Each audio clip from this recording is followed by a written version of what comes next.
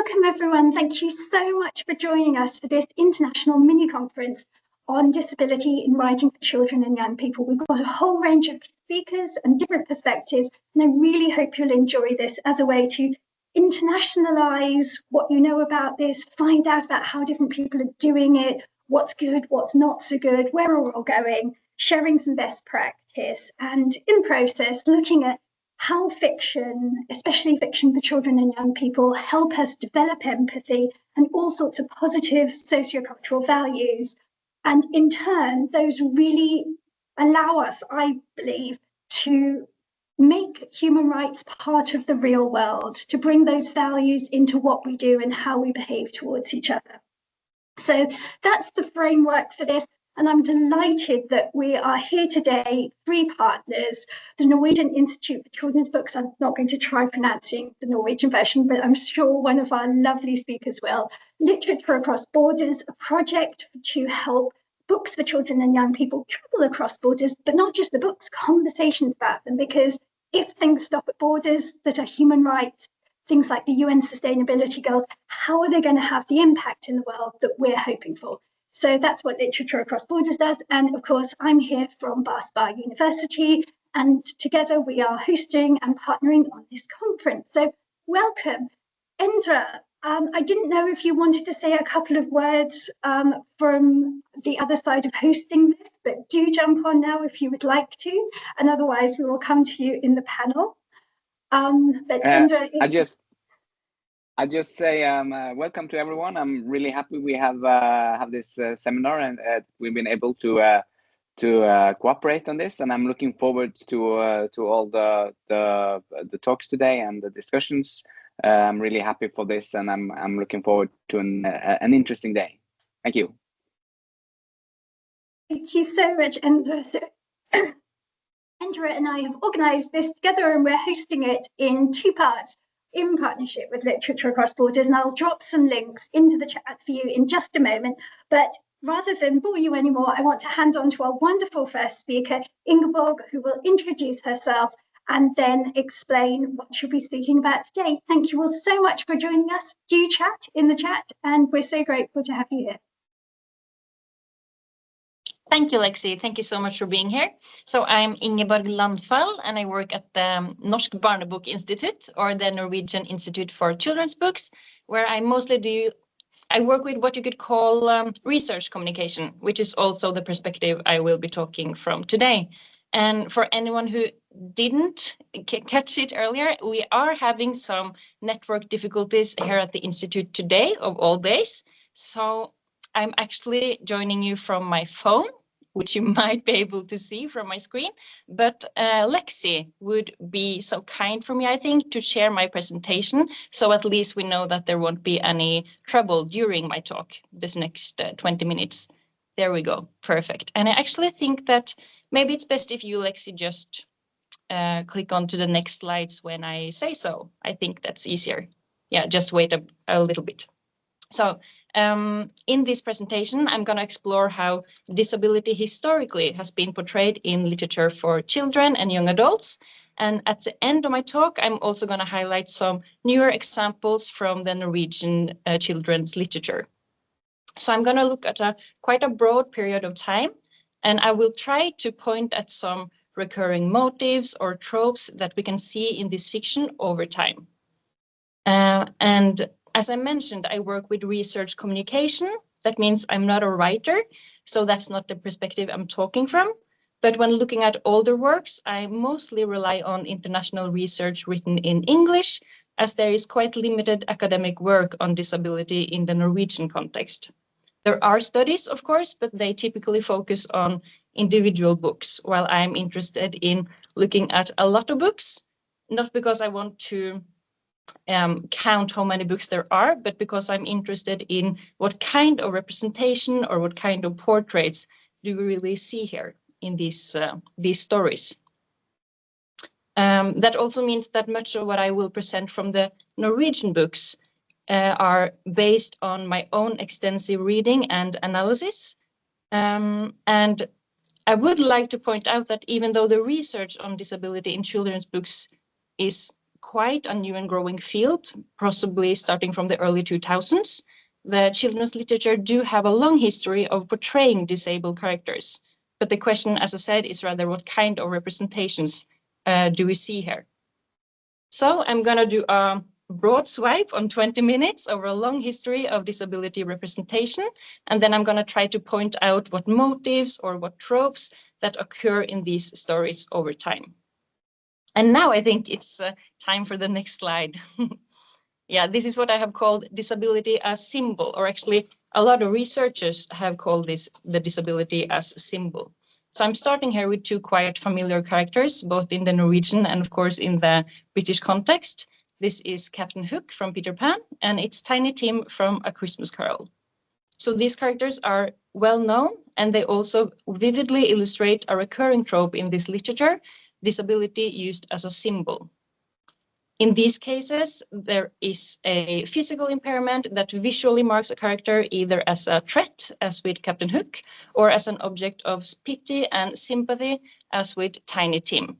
So on this slide, I actually included the more Disneyfied versions, but as you can see in the next slide, I have also included some older illustrations from the actual books. So in these kind of stories, disability doesn't necessarily convey the lived experience of living with a disability, but it functions more as a moral indicator.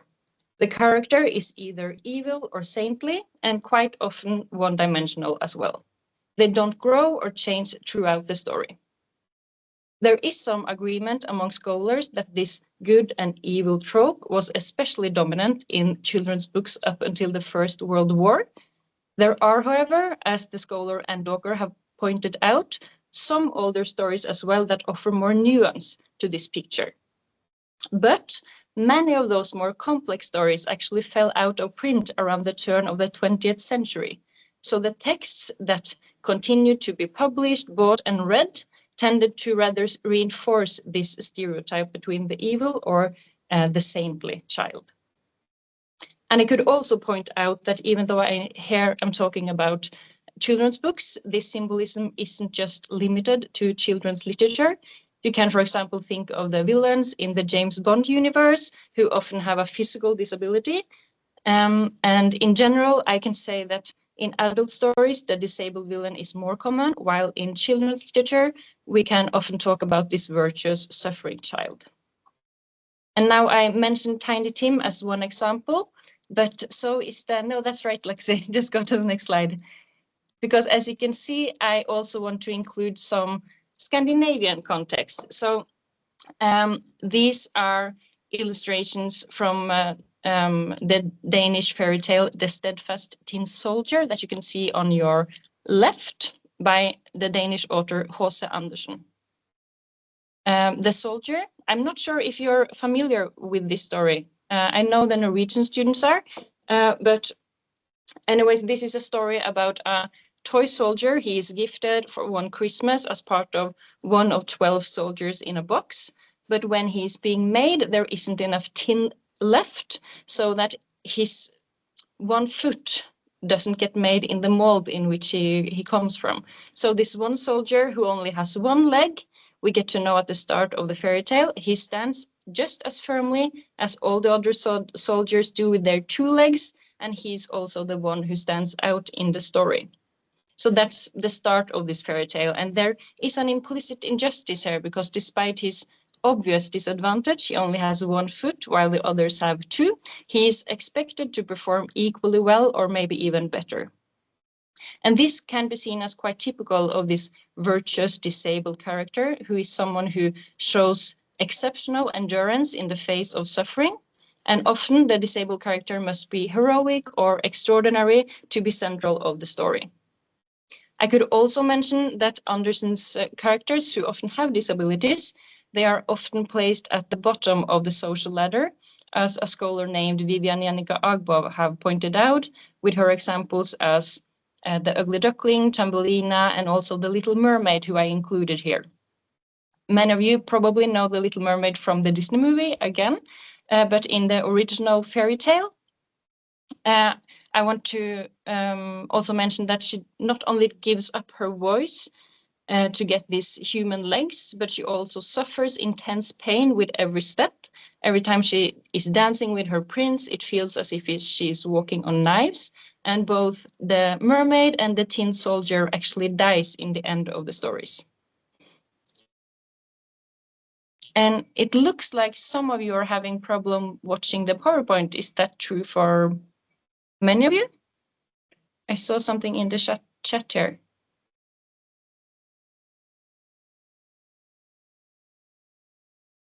Maybe I can just post it afterwards if that's okay. Great. So looking at the next slide. Let me see. There you go. Great. So spanning from the late 1800s and to the early 1900s, there are few Norwegian examples, but many of the translated English classics were actually widely read in Norway at this time.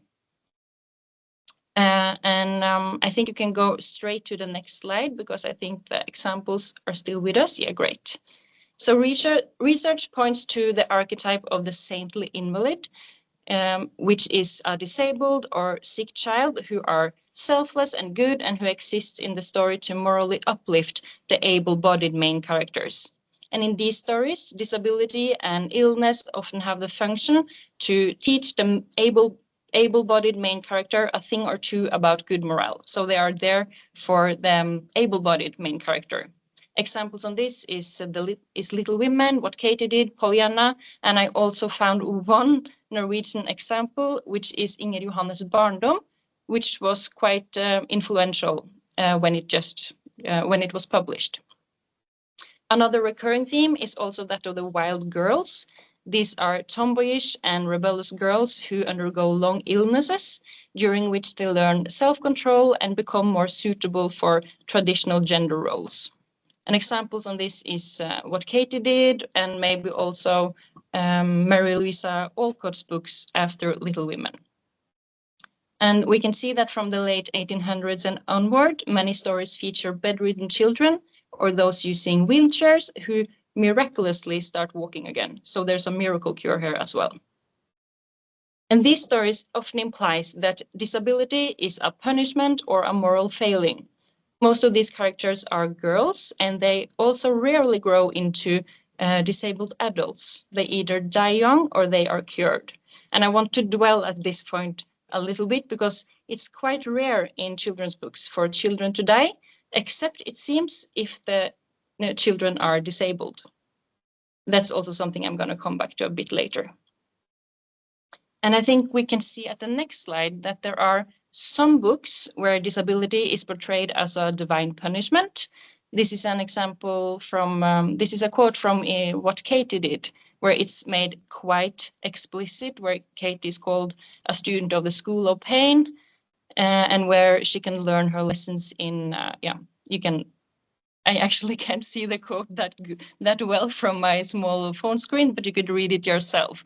But I wanted to include some examples, one from What Katie Did and one from the Norwegian young adult novel Deilig å være til by Anka Borg, where also the protagonist wonders whether his paralysis is a punishment for his father's sins. So it's a punishment from God.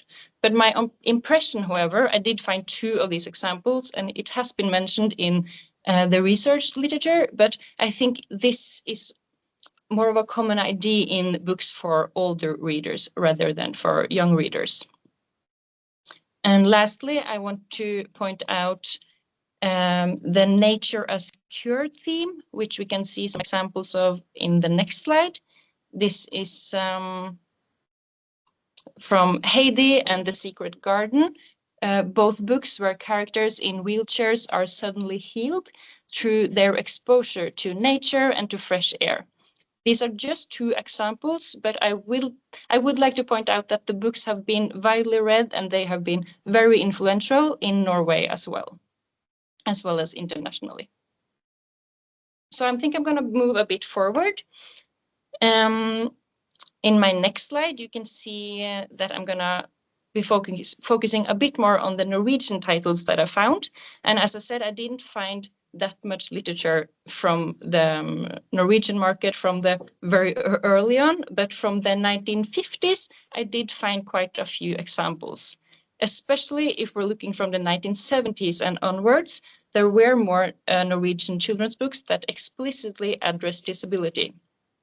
Most of these books focus on physical disabilities. There are very few books, both in Norway and internationally, that explore cognitive or intellectual disabilities.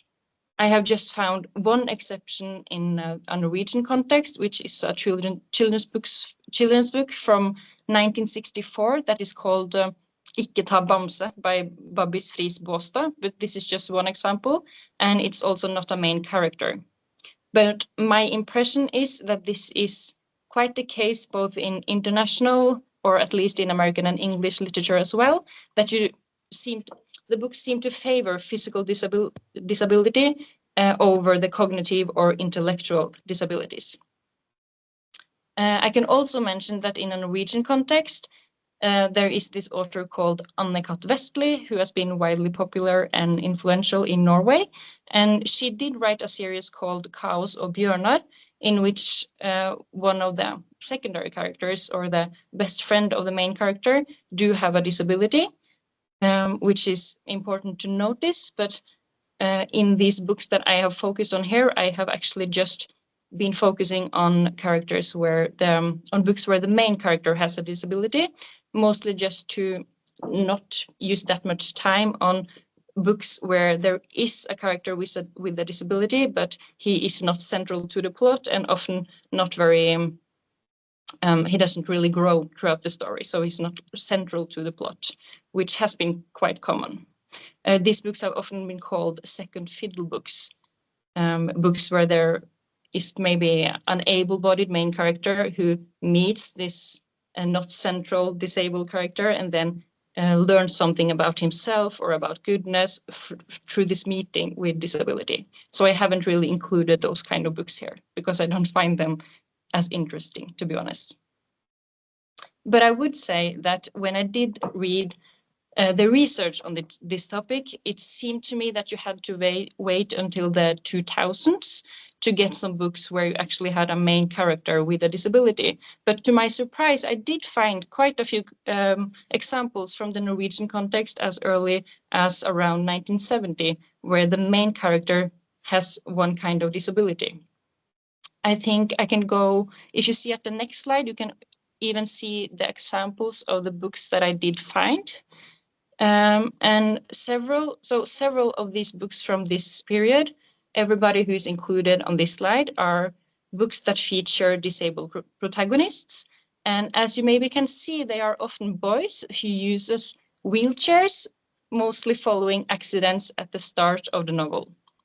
I think you can see that if you look closely on the cover photos here. So what is notable, I think, in these examples is that the characters don't get miracle cures, even though they often hope or pray for one, but instead they seem to come to terms with their own disability. There's also a shift in focus in these books from the individual adaptation to more of a societal critique. These books portray inaccessible cities, schools, and homes, and they illustrate how societal structures create disabling conditions for the character. So disempowerment and the majority's gaze on the disabled body is also explored in some of these books, and I would say that themes of exclusion, loneliness, and isolation are quite common. Some of these books even tell the story from the disabled character's own perspective, which is quite rare as early as this, and that contains a shift from being observed to being the one telling the story, of course. And that's quite rare this early, at least that is my impression. So examples on that is at least Den svarte kista from the 90s, and even I et hus I en hage from the 1970s. So that's quite an early example. And I think I can move on to the next slide, because while much have changed over time, there are certain motives or tropes that persist, and different scholars have pointed to this. and some of the recurring examples have been made into lists over these motifs, and one of those lists is this one called The 6 Pitfalls of Disability Fiction by Isabel Britton. And I would also like to note that many of these tropes can be found in the Norwegian literature as well. I just didn't go that much into the books I just showed you, since I only have 20 minutes. But I'd like to point out, I'm not a writer, but I know many of your students are writing. This list is not meant to warn anyone from writing fiction that deals with disability in different ways, but it's rather to point to that over time there are some tropes that persist and that these are worth noticing and to engage critically with them. So the first one is portraying the character with an impairment as other than human. This can be otherworldly in a negative or a positive sense, as with the extremely good, extremely evil character. It can be likening the character to vegetable matter or forging links between the character and animals. The second one is portraying the character with an impairment as extraordinary. This is stories where the character's ordinary humanity is not described, but is represented either as negative or positive stereotypes. And the third one is the second fiddle phenomenon, which I did mention earlier. These are books where the character with an impairment is neither the central character within the narrative nor fully developed, but merely serving to bring the central characters to a better understanding of themselves or of disability in general. The fourth one, you can say, is a lack of realism and accuracy in the portrayal of the impairment, maybe where the author neglects to do proper research, for example. And the fifth one is the outsider. This is stories where the character with an impairment is portrayed as a figure of alienation and social isolation, often then due to his or her disability. And lastly, we have the question of happy endings.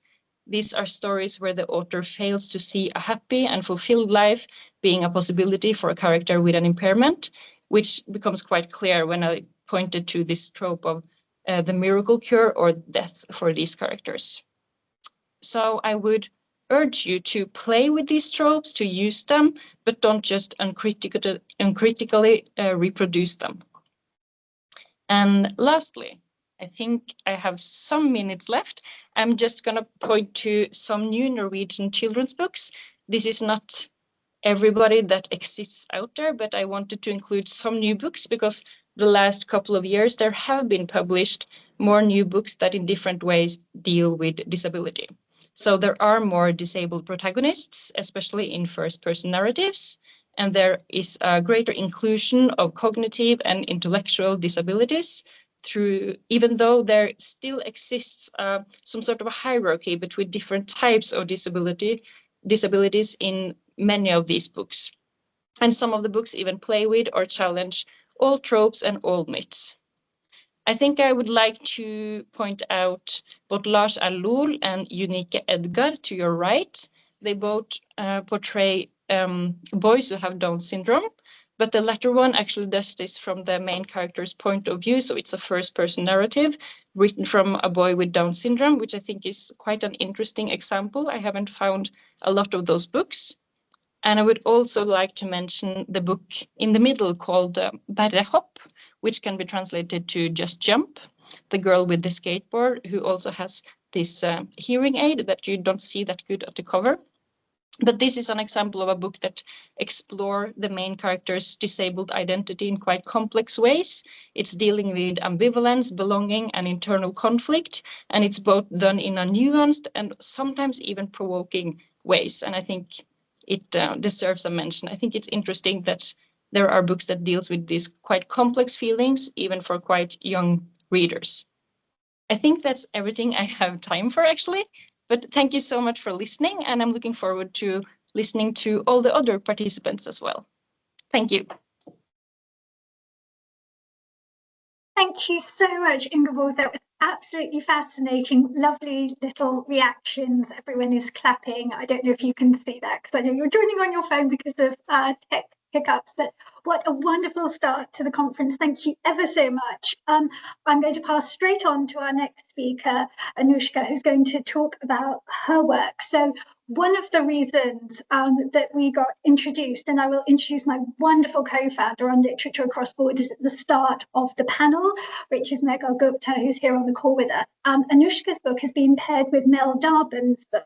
And unfortunately, Mel has been unable to join us, so I'll be speaking about her work and mine. But these books are paired on Literature Across Borders Year 3. So I'm going to pass straight over to Anushka to talk about her work and her perspectives on all of this, but that's how we have met on this. So that's the link, and I just wanted to add that before we move on. Thank you so much. Anushka, take it away.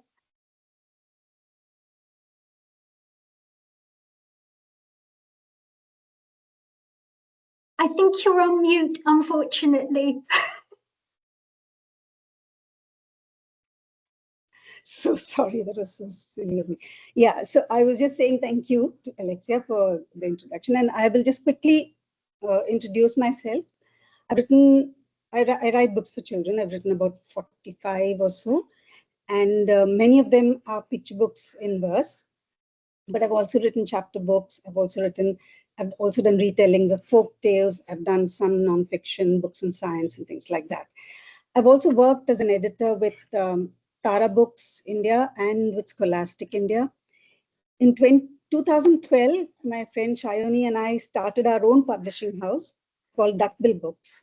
And we ran that for 7 years, and we later sold it to Penguin. So Duckbill Books is now an imprint of Penguin Random House India.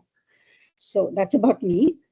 And thank you so much for inviting me to be part of this conference. I'm here, of course, as the co-author of Dhanak, which has been used in the Literature Across Borders program. And also as publisher of Duckbill Books, we did a lot of books about children with disabilities. So both those experiences were very, very, very rewarding, but in very different ways. So I'm glad to have the opportunity to talk about them and to have revisited those experiences thanks to this conference. So I was a bit uncertain at first, as I expressed to both Megha and Alexia, about being, talking about writing books on disability, because I've always kind of avoided writing books about things that I don't have a direct experience of. But then I did end up writing Dhanak, which is about a boy who's visually impaired. So let me first tell you how that happened. So as I said, Shani and I had started this publishing house called Duckbill Books.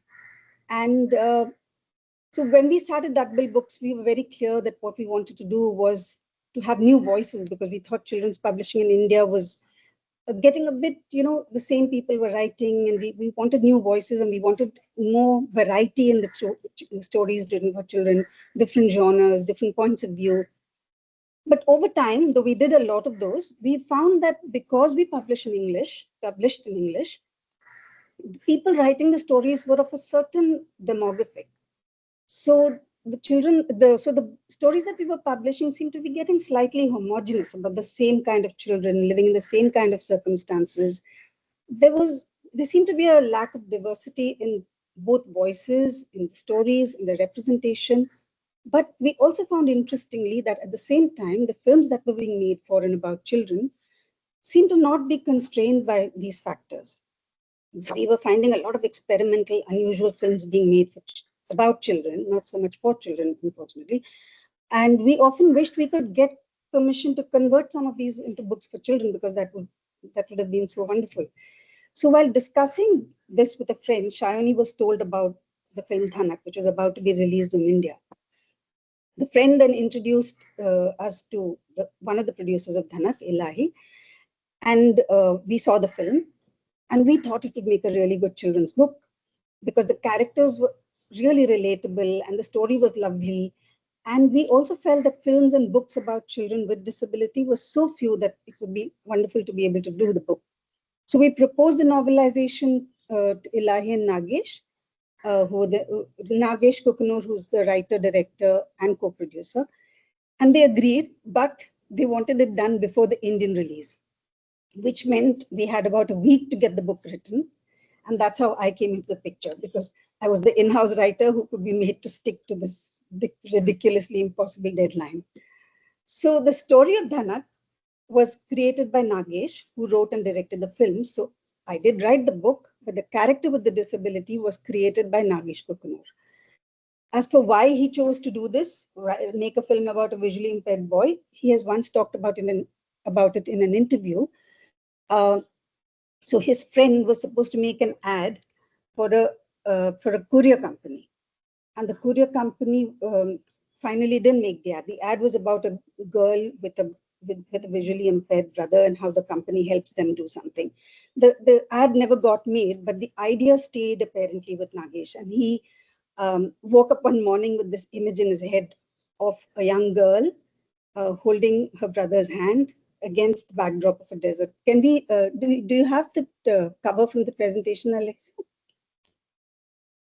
So that was in all the posters of the movie, and it also became the cover of the book. So yeah, so that's how he ended up making this. But for him, for Nagesh, as he told us, the desert was a very huge part of the movie. For him, he could only see it in that context. So you can see in the background the bleak, sweeping landscape of Rajasthan, against which these children are juxtaposed. That became very much one of the major elements of the story as Nagesh visualized it. Now, before its release in India, the movie had become quite big. It had won a lot of international awards. So while it was exciting to try and convert it into a book, it was also quite daunting. Because, I've done a lot of adaptations. As I said, I've done retellings of folk tales, and I've also retold a few stories from the Arabian Nights. But when you write something like that, when you do an adaptation like that, you can make the story your own, right? You can read the story, ingest it. You can, you can kind of twist and turn it to kind of fit your worldview, and then write it. But in this case, I couldn't do that, because as a movie novel, the book needed to be as true to the film as possible.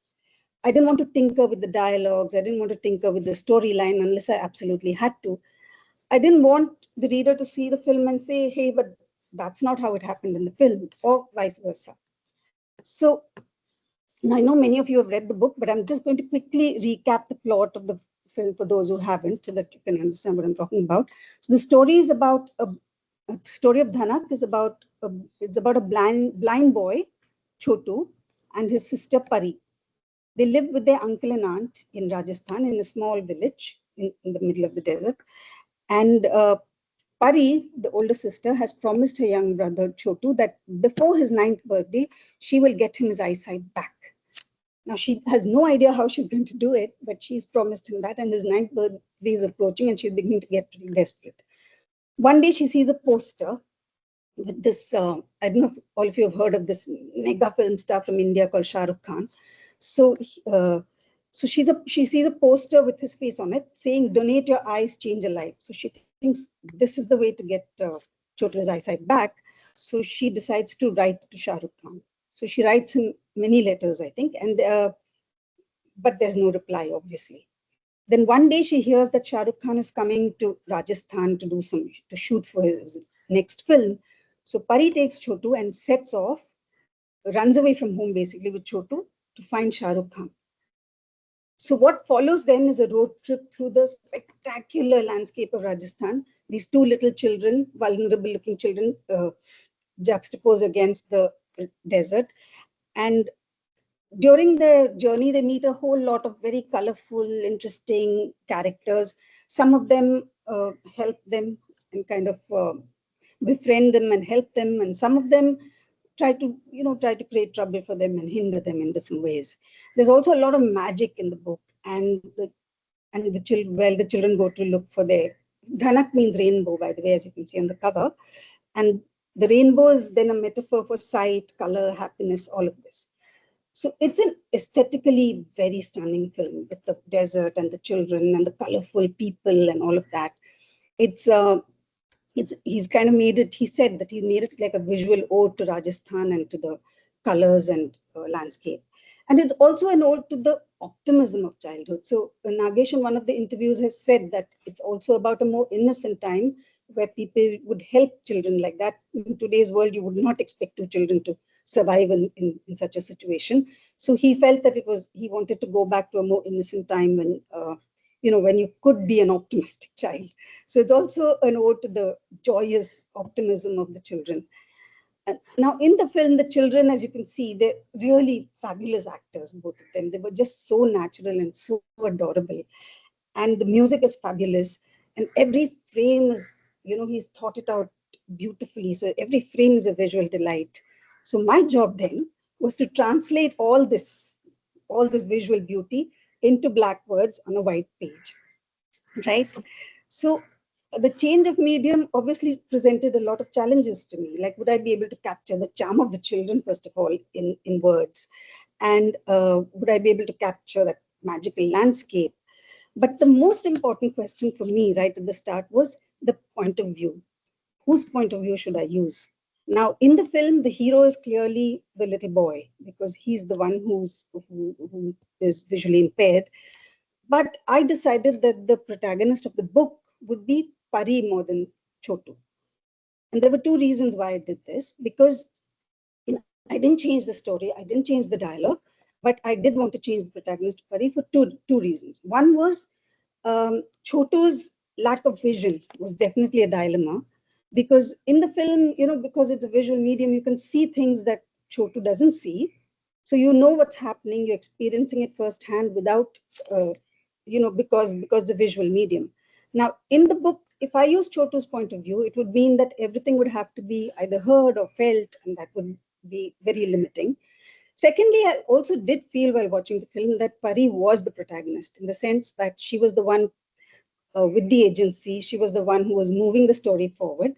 So for these two reasons, I decided to have Pari as the protagonist. So the book mostly follows Pari's point of view, though I do mix it up sometimes, sometimes just because the story, it made it easier to tell the story, and sometimes because it gets monotonous to just have one point of view throughout sometimes. So I like to change things around a bit, break the monotony. The other challenge then was also that when you're watching a film, you're watching the actors and you're seeing their expressions and you're guessing what they're feeling, right? You know what they're feeling from the way they emote and from the fleeting expressions on their face. Now, those fleeting expressions had to be changed into interior monologue or description, which meant that I, first of all, had to interpret the expressions correctly. And I also had to second guess the director, story writer's thoughts. Like, is this what he was thinking when he asked the actor to do that? So I had a couple of long chats with Nagesh Kokunur, who was the writer-director. And sometimes I had to clarify characters, understand what he really wanted the character to be like. Sometimes I needed timelines cleared, plot points cleared. And also I wanted to know what he felt the essence of the film was. So I had two long, very nice conversations with him. And the nice thing was that I found that I agreed with his vision most of the time, because if that hadn't been the case, then it would have been very difficult to write the book. And I've, of course, sometimes had to explain much more than the film does, because the medium demands it, right? The written medium demands a different kind of approach. For example, there was this aunt in the film, the aunt of these two children, who comes across as a very hostile character, right? But so in the film, you only see the hostility. You don't see the reason for that hostility. And Nagesh was very emphatic that she was not an evil character, that she was not a bad person, which kind of came through in the film. But in the film, you get that she's struggling with something from some fleeting visual clues, expressions or things she does and all of that. But in the book, it had to be said in words. So there were many occasions like that when things which you would not need to explain in the film needed to be explained in so many words in the book. So basically the experience of writing it was, it was I had to see the film and also see what could be seen without saying it in words, So it was, for those who've read the book, I really hope that the book has done justice to the film, but also to the medium, right? Because the experience of a book is very different from the way you experience a film. And in the film, you can see Choto struggle. You can see what he's struggling with as a visually impaired child, with an immediacy that the medium allows. And in a book, you only have the words. So in hindsight, I feel that if the book had been done with less sensitivity, and with less empathy, then it would have been impossible to do this as a book. But as it was a challenge, of course, but it was also, in the end, it was really a wonderful experience for me to do this. And to think that a medium like a Hindi film with its music and its slightly skewed idea of reality could be translated into a book like Dhanak. That was quite a marvelous journey of discovery, both for me as a writer and for us at Duckbill as publishers. So because at Duckbill, we were always looking for new subjects, new ways of doing things. And this novelization of the movie was something that we tried for the first time. And we were very happy that it turned out to be a really good experience for us. And it turned out to be a fairly successful book as well. So apart from Dhanak, we also did several other books at Duckbill that dealt with disability. As you can see on the screen, there's one book called Unbroken, which came to us cold. It came as a cold submission from a young girl called Nandika Nambi. And she was very young when she wrote it. She was, I think, 17 or something when she wrote it. But when we read the book, the voice was so authentic that we felt that we were pretty convinced that it was her own story that she was telling. But it turned out not to be the case at all. She was a medical student. She didn't even know anybody who had an accident. I mean, the main character had an accident and was in a wheelchair. It turned out that she had no connection to anybody like that. It was just a remarkable exercise of empathy. And what struck us about the book was, this goes back to some of what Ingeborg was saying, that the character was not a tragic figure. Though she'd had an accident, she was not at all a tragic figure because she was angry all the time. She was also not at all this, saint-like person bearing her adversity with grace. She was lashing out at everyone around her. And she was not at all a likable character. But even then, you really feel for her. You identify with what she's going through. And that is not easy to pull off, especially for a first-time young writer. It was quite remarkable.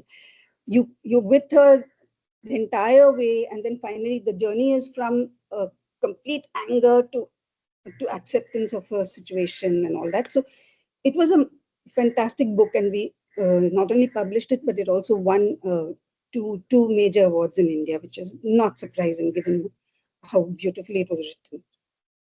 The other book that came to us was Simply Nanju. Again, a marvelous book by Zainab Suleiman. Now, Zainab had worked for many years in a school for differently abled children. And that experience is what she brought to the book. So the book is it's a regular mystery story. Something's missing in the class, and Nanju, the young hero, wants to find out who's done it. In fact, he gets accused of having stolen it. But so it's funny and exciting like any whodunit, but it is the school is a school for differently abled children. So it has these unbelievably lovely characters, each with a different physical or mental disability. And what Zainab has managed to do is she's talked about the children and their challenges without making them objects of pity in any way. Again, very hard to do that. She's managed to make them children first. So the story acknowledges this by their daily struggles are written about, but they're written about as if it's just a part of who they are. It's just a part of their daily reality. It's not their entire identity. It's quite an incredible feat that she's done in this. So when the other thing that happened after we published this book was that we wanted to get it launched at a school in Chennai, which is a school for children with disabilities. And the director of the place I was talking to her, and she was telling us that she really liked the book because she finds there were so few books where her children, the children in her school, could see themselves not as targets of pity or sympathy, but as characters in stories which didn't make their disability their only identity. So that discussion kind of crystallized a decision that we were already about to take, which was that we wanted to do a contest for books about differently abled children. And we were speaking to Parag, which is a charitable trust in India, which encourages books, inclusive books for children of all kinds. And they were very keen on supporting the contest. In fact, so much so that they also agreed to support the publication of the winning books. So the contest became much bigger than it would have been if we had just done it as publishers. So the contest was called Children First, which was something that we were keen on. And Swaha Sahu, who was at Parag at the time, had this to say: it is important that writers and illustrators recognize that these children are children first. They can be mischievous, stubborn, playful, happy, needy, just like any other child. We need more stories for and about these children, written and illustrated with sensitivity. So this was what we were looking for from the submissions for the contest. And to our great surprise and delight, we got 162 entries, which is huge. And we didn't expect that, really. We expected less than half that number. And many of the submissions that came were really nice. The writers had really engaged with the subject. The quality of writing was excellent, which when you look at the percentage of good books that you find in cold submissions generally, it was quite amazing. It was quite remarkable to see that there were so many lovely stories that came out of it. And so what we were looking for in the winning entries, apart from the engaging story, was also sensitivity in the way the different abilities were represented. And we also wanted the books to be fun, because one of the things that we wanted was not only that children with disabilities should see themselves represented in books, we also wanted that every child who read the books should see that children with disabilities are just like them, children with the same need for love, for joy, for adventure, for fun. So those were the requirements that we had when we started off with this contest. And these were the winners, as you see on the screen. Kneel on Wheels, which is by Lavanya Karthik. It's a rhyming poem, very joyful rhyming poem about a boy whose brother is in a wheelchair. And it's a kind of fantasy where the brother on the wheelchair is like a superhero, saving the two of them from many dangerous situations. It's like really a fun, exuberant book. And then there was Vibhuti Cat by Shikhandin, which is about a boy on the autism spectrum. And it's a beautiful, gentle exploration of the relationship between the boy and his brother, and how the boy slowly begins to go to school and starts to communicate. So that was one of the winners. The other one was Kittu's Very Mad Day, which is about this little boy who was abandoned by his crazy Indian family at a wayside inn. And then they forgot him there. So, and then he makes friends with a young girl who's a skateboarder, and she challenges him to, to try skateboarding. And as you can see in the cover, he does try it, despite the fact that he's on crutches and has only one leg. So it's a really, again, such a fun book, and also treats the child with the disability just like a child, and not like somebody who's to be pitied or to be, revered because he's born with a disability. So, and the last book, we had 4 winners. The 4th one was Manya Learns to Roar. Again, it was based on Shruti's own experience. Shruti Rao wrote it, and she had a stutter as a child. So she wrote about a girl with a stutter who wants to be in the school play, and she wants to be Sher Khan in the Jungle Book. And so it's about how she overcomes her fear of being on stage, and she doesn't act. And the nice thing that Shruti has done with this book is that she's not, she doesn't suddenly lose her stutter when she goes on stage.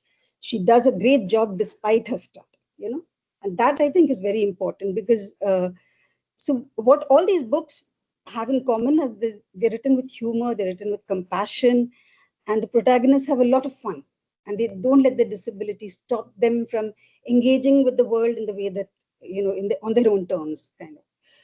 And we didn't try to, we interestingly didn't get, or maybe we didn't publish any of the books which tried to make the children like exceptional or extraordinary, because that's a trap that writers easily fall into, right? The need to make the child excel in something so that then they're accepted because they're so excellent at something.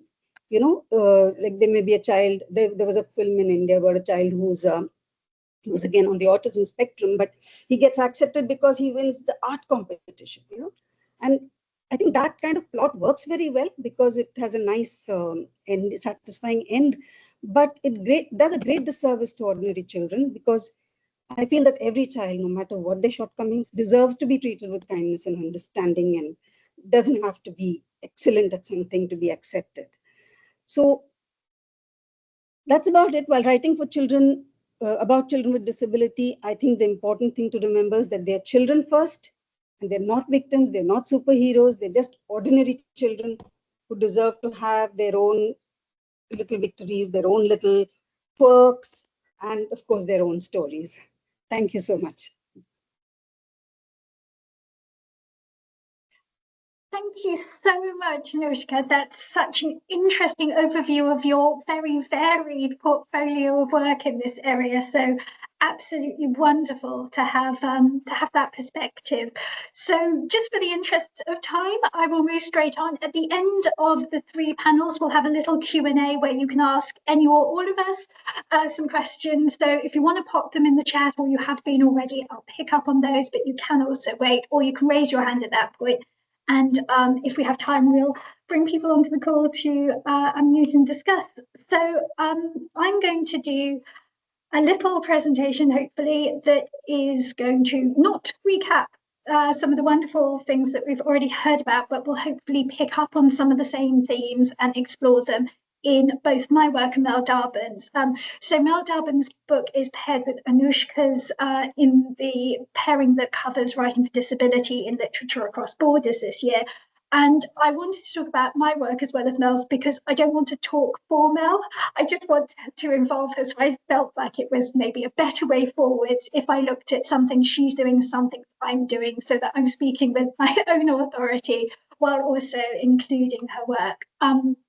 So, hi, I'm Alexia Casale. I'm the programme leader for MA Writing for Young People at Bath University, the co-host of this event, and I founded Literature Across Borders with the wonderful Mogal Gupta. So that's how I come into this. And I'm also a writer of books for children and for adults. And my particular interest, well, just in the world in general, is how fiction can help us realise human rights principles in the real world. And I think that there is a very clear and important link. And the books that we have as children really set up our view of so many things. So if those books can be well written and well delivered, and we can have a diversity of books, not just within countries, but across the world, and talk more to each other about these things, I think this will lead to better things as well. So that's where I'm coming from. I have quite a lot of information on the slides because I know some people prefer to read, and I'm dyslexic, so I'm not very good at reading aloud. Don't worry, don't feel like you have to copy everything down. We'll make these available. So just ignore the fact that some of the slides have quite a bit of writing on it. It's for later on. So I'm not going to spend a lot of time on this because this has been so brilliantly covered by Ingeborg in the beginning. But I wanted to start from the perspective of where we come from on this. And as Ingeborg says, because of the way that this area of writing and publishing has evolved, there are certain things that I think as writers now, we have to respond to and challenge. But looking back, I was really interested to see that the picture of writing about disability throughout history and across the world is more mixed than I thought. There is some nuance. There's some examples of quite good practice and stories with nuance and complexity that aren't sort of flattening and dehumanizing. And the other thing is, disability has been depicted, I'm going to use that word very purposefully, disability has been depicted across the world and throughout time since, you know, basically from the start of when we've got writings. It's a part of being human. For a lot of people, it's just reality for many people. And so there have always been pictures of that and portraits of that. The question is, were they depictions, which I'm going to argue a lot of them were, versus representation, an attempt to look at people who have different disabilities as fully human and complicated in the way that everybody else is fully human and complicated. So I think, with exceptions, there was a lot of depiction earlier on, but I'm not sure there was really much representation. Now, I'm not going to dwell on the Bible, but it is the text that in children's fiction in the UK, which is where I'm going to focus, this has formed the moral framework for the history of where books have come from. So I'm an atheist. This is not my moral framework, but this is the historical framework that shaped much literature published in the UK early on.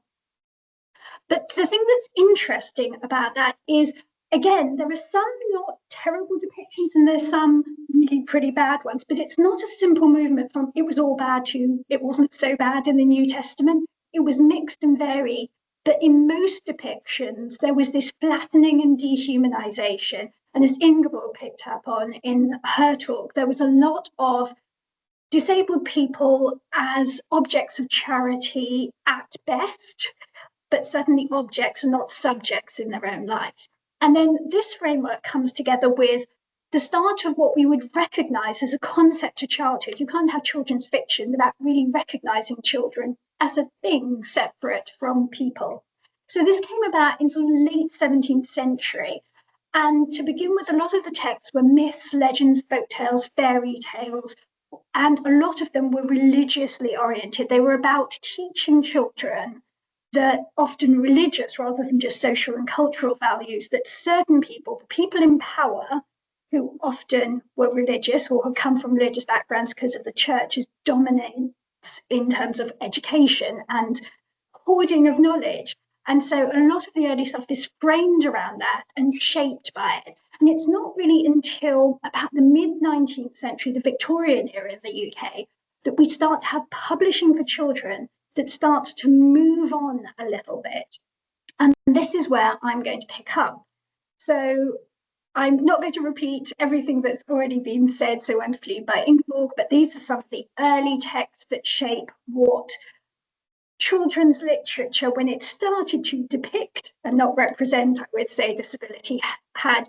I think in films and abridged versions of the early books, as Ingeborg said, there was an emphasis on miracle cure, but actually in a lot of the originals, it was more recovery. But the thing that was still very problematic, and just to repeat one thing between us, because I think it's such an important point, there was this idea that the move from illness to cure was usually accompanied from a move from bad character to better character. And the cure was reward for being good. And it very much leans into what we now see as the medical model of disability. Disability is a bad thing that has to be cured instead of a part of life and a part of some people.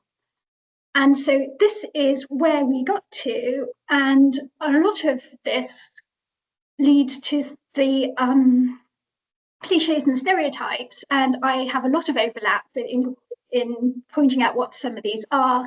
So disabled people as objects of inspiration for normal people, as if we're not all people, suffering as some sort of blessing or lesson, we're objects of pity or charity, or perhaps of scorn or ridicule for entertainment. There were various traditions throughout the world of abandoning disabled infants to die because this was seen as the thing to do at the time. Or disability was sometimes seen as a trade-off. You had second sight and could see into the future or something because of a disability, or it was a manifestation of sin and evil. It was often equated with bad character. And then the 80s arrive and we start to get representation, not depiction. Of course, there's some, I'm sure, the odd difference. And as we saw, even in very early texts, there were exceptions and nuanced portrayals, but really the sort of wave of representation as opposed to just depiction arrived in the 80s in the UK. So I think everyone on my course will have heard of Redeemed Sims Bishops, mirrors, windows and sliding glass doors. The concept that books can help people see themselves, they can help people look into other lives and see what that's like, but also step through a sliding glass door and walk in somebody else's shoes. So there's a recognition of the need for multifaceted representation and not just depiction. And this really surged in the 2010s. So at that point, we have the Own Voices and We Need Diverse Books movements, we have sensitivity readers, we have booklets and projects that are trying to say, here are some quality books about these things that don't have as many retrograde, harmful stereotypes that dehumanize. Here are some books that represent and don't just depict. And then at the moment, we're having quite an interesting debate in publishing about what does this all mean for objectivity versus subjectivity? Who has authority? On what basis can you claim authority? What does truth and accuracy mean? in fiction. So I often present about this, and this is a sort of 3-hour talk, so I'm not going to get into it in too much detail. But I think it's really interesting to, in this place, dwell on what is fiction for, and what claims do we make about what it should and shouldn't do in terms of its authority to represent the world and what that means. So empathy, imagination, observation, reflection, research, how do they stack up against lived experience? What can we find out versus what can we never imagine? And therefore, what can and shouldn't we write, and how should we write it? So this is where I'm going to move into talking about the 2 books a little bit. So don't worry about all the writing. We're not going to go through all of this. In the slides, you'll find a link to more of this information anyway. So Mel has an amazing storied career as a person who writes about disability for usually teens. So between the middle grade and YA thing, and she's really passionate about writing about children with learning disabilities, as she says, inspired by her brother, who she lost a couple of years ago. And she said, and as Ingeborg said, children with learning disabilities are the least represented group of all. And so Mel's trying to challenge this. And she's been shortlisted for all sorts of things, and she does a lot of consulting. So one of her messages, and I've copied this from her thing, so I'm hopefully not speaking for her exactly, I'm just saying her words. Her message is to look beyond the negatives of disability to see we're all individuals with different needs and experiences. And so she wanted to give her brother and others like him who can't speak for themselves. In Mel's case, her brother was largely non-verbal and couldn't write or communicate in any other way. So she has a very nuanced take on what it means to speak for other people, which I think is very important. When people can't speak or write for themselves, how do you try to represent? How do you try to include? So at the moment, as Ingeborg said, how many books include writers with Down syndrome as opposed to just other people writing about? So Mel is working with a co-author who has Down syndrome to try and write her new book on that. And so hopefully that will be out at some point soon. So she says it's very important to research thoroughly and never assume that she doesn't have to, despite having lived and worked with people with learning disabilities. It's important to ensure a positive and independent, but also realistic picture of Jake is the character, main character in this book with his sister Maudie, of learning disabilities and neurodivergence. She wanted to acknowledge common characteristics while avoiding reinforcing stereotypes. So she undertook additional consultations to help ensure authenticity, speaking to people, reading articles, and studying medical texts in order to write from a position of knowledge, not just based on her own experience and observation. So coming through is the importance of, if you're going to do it well, do it with careful research, and don't just assume one perspective covers everything. So Jake is not the voice of everybody like him, Mel says, and I don't claim that he is the voice of any particular condition, but he is an interesting character who's been created from love and knowledge as well as research. So a couple of technical things she does. This is from Jake's point of view. Mum gave me salad with my pasta. I hate salad. I got upset. Maudie ate it for me. She's a good sister. And then another example, Maudie was getting me shells for my sandcastle. She forgot. I didn't want to dig by myself. He's here again, that boy. He's not sharing Maudie. He's drawn on his arm. It's called a tattoo. So I think these are very interesting examples of Mel trying to find a voice that she feels fits with what people with learning disabilities who are largely or totally nonverbal are able to communicate. And it's a very difficult thing because you are then speaking for people, but trying to speak in a way that is authentic as possible. And as Mel says, otherwise there is no voice at all, and which is worse. So there's, these very short sentences with sometimes disparate things coming together that's trying to represent a thought process that may not be what most people would experience, but is what some people like her brother would experience.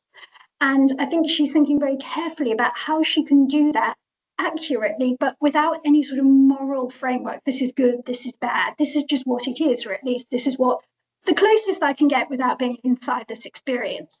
And another thing she does, and these are just some examples, is she captures Jake's humanity. So he remembers things that other people don't. So he holds some of the family's memories that would otherwise be lost. And the other thing is that he's very kind. So when Maudie gets upset, he often steps in, despite not always liking to touch, and hugs people or otherwise comforts them. Jake hugs me from behind. He doesn't say anything, but he holds me for the longest time ever and lets me cry. Jake doesn't like hugs most of the time because he says it makes his skin full of prickles. So it's representing the love Jake has and his sacrifice for his sister, while also recognizing that it is a sacrifice. That hug is not simple for him, but he still chooses to give it.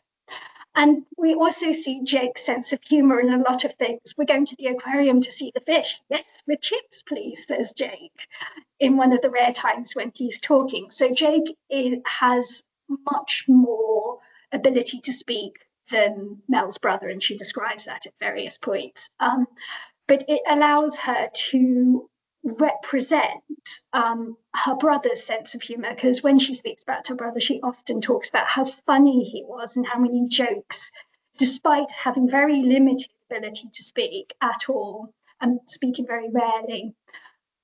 And another thing we see over time is Maudie, Jake's sister, gradually realizing that she spends so much time helping him, she doesn't always let him do things for himself. And she starts to see that actually he can do this. And she starts to go, okay, well, let me try and encourage him to do things instead of doing them for him, because I may love him, but maybe that's not the best and most loving thing I can do. And over time, Jake starts to do a little bit more. And so instead of really balking at things as we see earlier in the book, there's a point in the book where she says, take my arm, we can do this last bit together. And he says, okay, he can do it with Maudie. And so by the climax, Jake, who's really afraid of stairs and things like that, has learnt to master that fear and helps rescue his mother. And at the end, we see how far he's come. So where before he didn't like any change, he's able to embrace a degree of change if the people he loves are with him. And so out of all of that, I think it's a beautiful portrait of rounded humanity and how many aspects to Jake's character there are. So just quickly, I'm picking up on some of the same things myself, I hope. And one of the things that Ingeborg mentioned was, I think it was Anushka, one of the characters in the books is not apologetic all the time about being disabled. And I think that's very important in portraits. There's often this sense of the saintly disabled character, as Ingeborg said, and I really wanted to challenge that. So one of the first things we hear from my main character is, before we start, I'm going to be totally upfront and tell you that I don't care whether you like me or not, that's your problem. We know right away who this person's going to be. She's a bulldozer of a human being, and she takes no prisoners, but that was very important to me. She's a person who has an underlying disability that expresses later in life. And I really wanted to capture the fact that you don't have to change your personality because your physical circumstances change. But she does have to deal with a lot of things like very early on, we have a scene where somebody's parking in her specifically disabled spot and the person isn't disabled, has no blue badge, disability badge for parking. And her reaction is just right out there, I'm not having it, but hopefully it's quite funny. Well, excuse me, or don't, while I make judicious use of the horn and the finger and the roll down the window and shout obscenities. She's going through life not letting people mistreat her, sometimes quite aggressively, but she's a whole person. She's not a simple person who is being flattened out of humanity. One of the things we see is her reaction to how other people have changed their treatment of her best friend is trying to be kind, but is treating her differently, is seeing her walking stick and not her new shoes. And she's got to adjust to the fact that disability is complex, but especially when your circumstances change, or even if they don't, you don't have to like everything about how it feels for that to be part of your life. And we don't have to sing the praises of aspects that include suffering. Suffering is not a good thing. And you don't have to lean into the medical model to think that relieving actual suffering, like physical pain, is a good thing. So I'm trying to capture with nuance the fact that somebody who doesn't hate herself for being disabled still has a complex relationship with it. So a lovely disabled actress did a reading from the book that covered some of the medical aspects, because I wanted to represent that as accurately as I could. Different things are different for different people, but getting into exactly how much and how pervasive these issues are, I think, is the key to authenticity. It's not that one description is right, it's the how does this filter through every aspect of life and shape life that creates an authentic portrait. And that's often very difficult to do from the outside, but I do think it could be done with good research. So another thing I was trying to challenge, so on the right of the screen, I was sort of talking about some of the things that I was challenging in some of the extracts from the book. So you don't have to be an object of charity or pity just because you've got medical issues, but you do have medical issues, and that needs attention and sometimes support. But also, one of the things I wanted very much with the cover was I wanted the walk into the sunset cliche moment. Disabled people don't tend to get that, and I don't see why we shouldn't. So it is a totally cliched image, but it's not a cliche because there's a wheelchair and a walking stick in it. And it is recognizing that those moments are for everybody, and disability is not the same as ugliness, that it's often portrayed as that. And that's why, as we saw in Ingeborg's presentation, there are a lot of villains who have physical differences, and that's meant to be a proxy for their evil or bad character. In Mel's book and mine, there's a certain amount of how does the world treat you, because that's an important element. But I think in both of our depictions, what we try to lean on is agency. What do the characters do with that? How do they respond? How do they try to challenge and move things forward? So throughout the book, one thing that's happening with Mel's book that's happening with mine is my main character, like the characters in Mel's book, they're changing, as protagonists tend to do. And so from moving from a place where my main character is very afraid of accepting help because she feels it diminishes her independence, she recognizes that she can have agency in what help she accepts and how she accepts it. And therefore, she can live a more rounded life without being an object of pity or charity and without being diminished by it. And I ended on a non-reveal of her diagnosis because for me, and for a lot of people, it's not to say a diagnosis is not an important part of medical things, but at the same time, there can be an issue of labeling where some people think the diagnosis is all a person is. And I wanted to move away from it while also demonstrating through various scenes the importance of that diagnosis for medical purposes. So how you interact with that is nuanced and varied, and different people feel different ways about these things.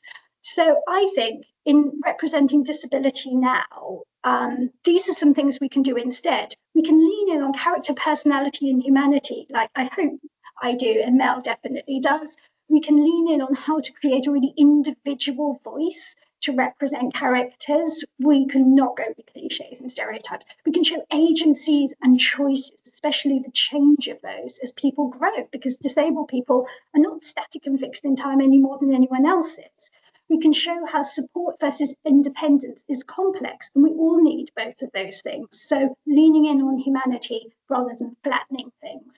Disability is complex and multifaceted. It's not in and of itself a moral issue, it's just a fact, but there are challenges, and we can look at that accurately. We can lean in on empathy and understanding versus pity. And we can definitely not do this thing where we use physical difference as a proxy for evil in some manner. So in all of these things, there's an interaction between techniques and ethics. Who is the protagonist? What's the narrative point of view? What language do we use and why are we using it? How are we responding to all the stories that are out there? Because I do think that to write without challenging cliche and stereotypes is not to represent authentically, because those cliches and stereotypes are so pervasive, they still shape. I think, as somebody said in the chat, do these books shape medical thought? I imagine they have an impact, certainly. So what are we doing there? Where are we leaning in on uniqueness and originality and hopefully accuracy and empathy versus what are we challenging? Why are you writing this book in this way? Where are you putting the heart of the story so that you can do that well? And in terms of how are you framing disability, presenting it, describing it, embodying and responding to it, and how characters interact and how you are shaping your narrative. So who does what tells us stuff about characters and their world. Do the disabled characters really have agency? Do they face prejudice? What is the authenticity? So I would say, come back to research and ethics. You can do this well, and you should, because the world is full of different people. And if you only write from lived experience, you will write a very, very boring book. So you should write about people who aren't like you. You should just do it well. Keep a growth mindset. So look that up if you don't know. It's a really good way of thinking. It's about being non-defensive and going, I don't know everything now, but if I work hard, I can get better all the time. And it's about striving to be a better person or a better writer or whatever it is. So be open to learning and changing your mind. Don't be defensive. You know, we don't know what we don't know, but we can try to keep learning. And I'm going to end there. So whatever you choose to write about, do it ethically, work hard, apply some values, know what those are, and care about what you're doing. And I am going to thank you for listening, and we're going to do some Q&A. So if you have questions, pop them in the chat. And if you want to unmute, please raise your hand. And otherwise, I will filter back to, we had a point from, I think it was from Kirsty. So I'm going to feed that in because I just picked up on that. Kirsty was saying, she's wondering about how much influence these books are having on our medical providers, which I just picked up on. Anushka, did you want to comment on that? And then I'll come to Ingeborg if you want to comment. And if you don't, that's fine too. And we'll go to our next question.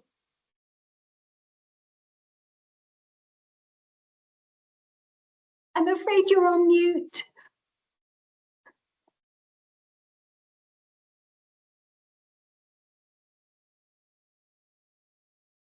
Yeah. Could you repeat the question, because I lost a bit of it. I didn't get all of it. Sorry.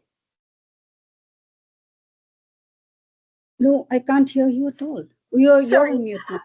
Kirsty was wondering how much influence these books are having on medical providers. So how does bad representation, but also good representation, impact, you know, what doctors do as much as everybody else? No, I don't think I can answer that question at all, because I really wouldn't know.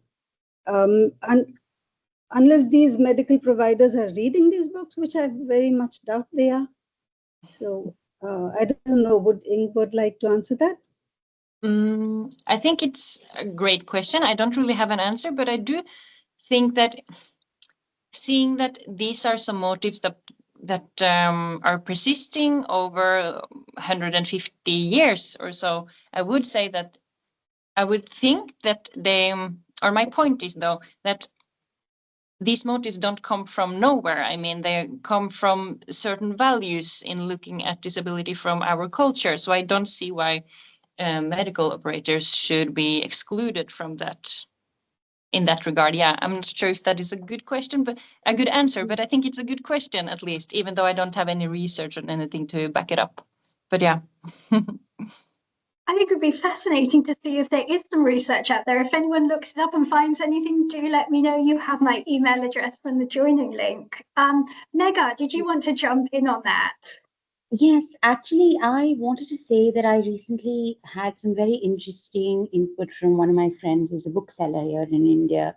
And she said that books which have characters who have intellectual disabilities are actually finding their way into lots of children's wards, because they seem to with a physical disability, parents can see it right there.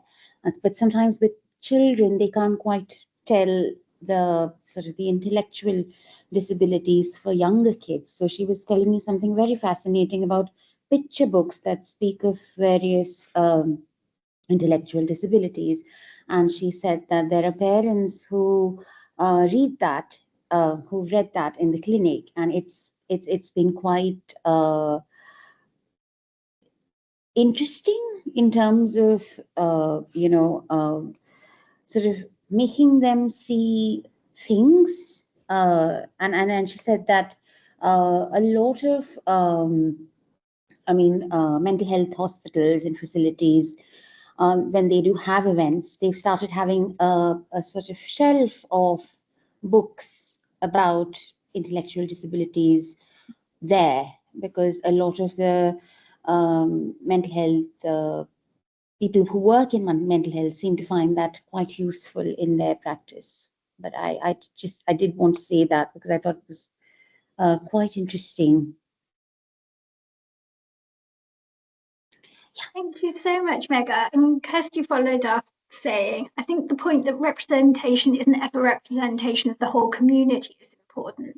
So I would agree with that wholeheartedly.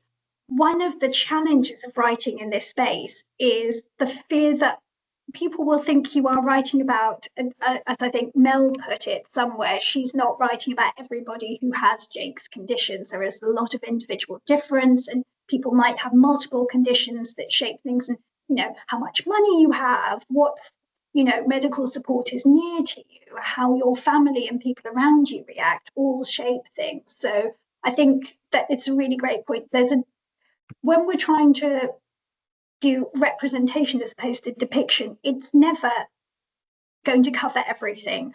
And I think recognizing that is really important. So as Dasu, who writes wonderful books, often with refugee characters facing different types of prejudice, talks about not just, as Mel does, not just relying on her experience and the experiences of people around her, but going and doing further research. And I would agree with that. On the one hand, there's nothing wrong with, if you've got an experience that you have from the inside that you want to represent that, there's nothing stopping you. And no matter what you write, it will always be one character or one person's experience. But I guess that's the argument for a wider range of books, that there's a wider range of representation and a recognition that it is multifaceted and varied. So although Singers If You Can't Dance focuses on a character who has a mobility impairment, there's also a character with dyspraxia, and there are a couple of characters dealing with a family history of domestic violence. So, it's very interesting when people say, oh, are you covering too many issues? And I'm like, no, I'm representing people who have lives and problems and issues and challenges. And I'm trying to do it well. But I think that recognition of diversity is really important. I don't know if Ingeborg or Anushka, you wanted to jump in on either of those points, or Maga, do you unmute and speak to that if you'd like, and otherwise I'll read out another question.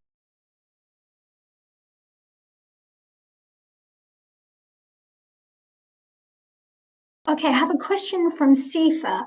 Many of the disabled stories historically have been written by people without the disability and thus take space in people with lived experience. And as somebody with disabilities, I find the lived experience one chimes more and avoid the negative stereotypes better.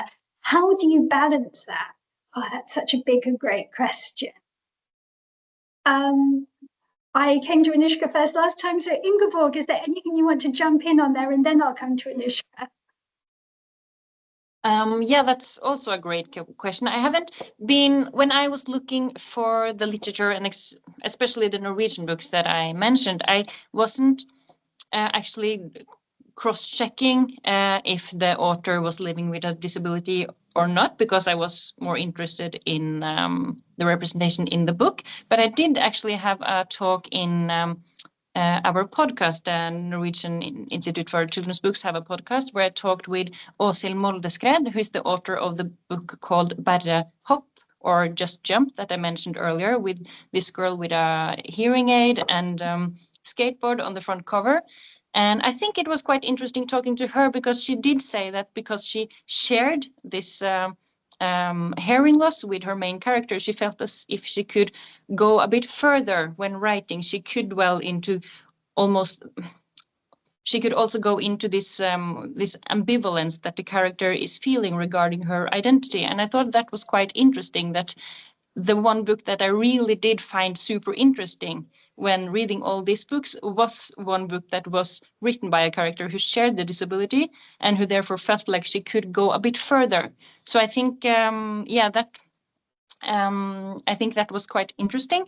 But she also did say that she wanted to write, like she did see what you mentioned right now, Lexi, that there is a great need, of course, for a lot of books dealing with disability, because there are as many disabled experiences as there are people living with disabilities. So we need a great variety of books. And she did also say that she had been wanting to write about this boy in a wheelchair, and then she herself saw that yes, she has a disability, but she does not have this disability, and that made her run into some of these stereotypes that we have been talking about. So yeah, I think it's complex. I think we need more books, but it did dawn on me that the one book I really did find super interesting was written by an author who did share this experience.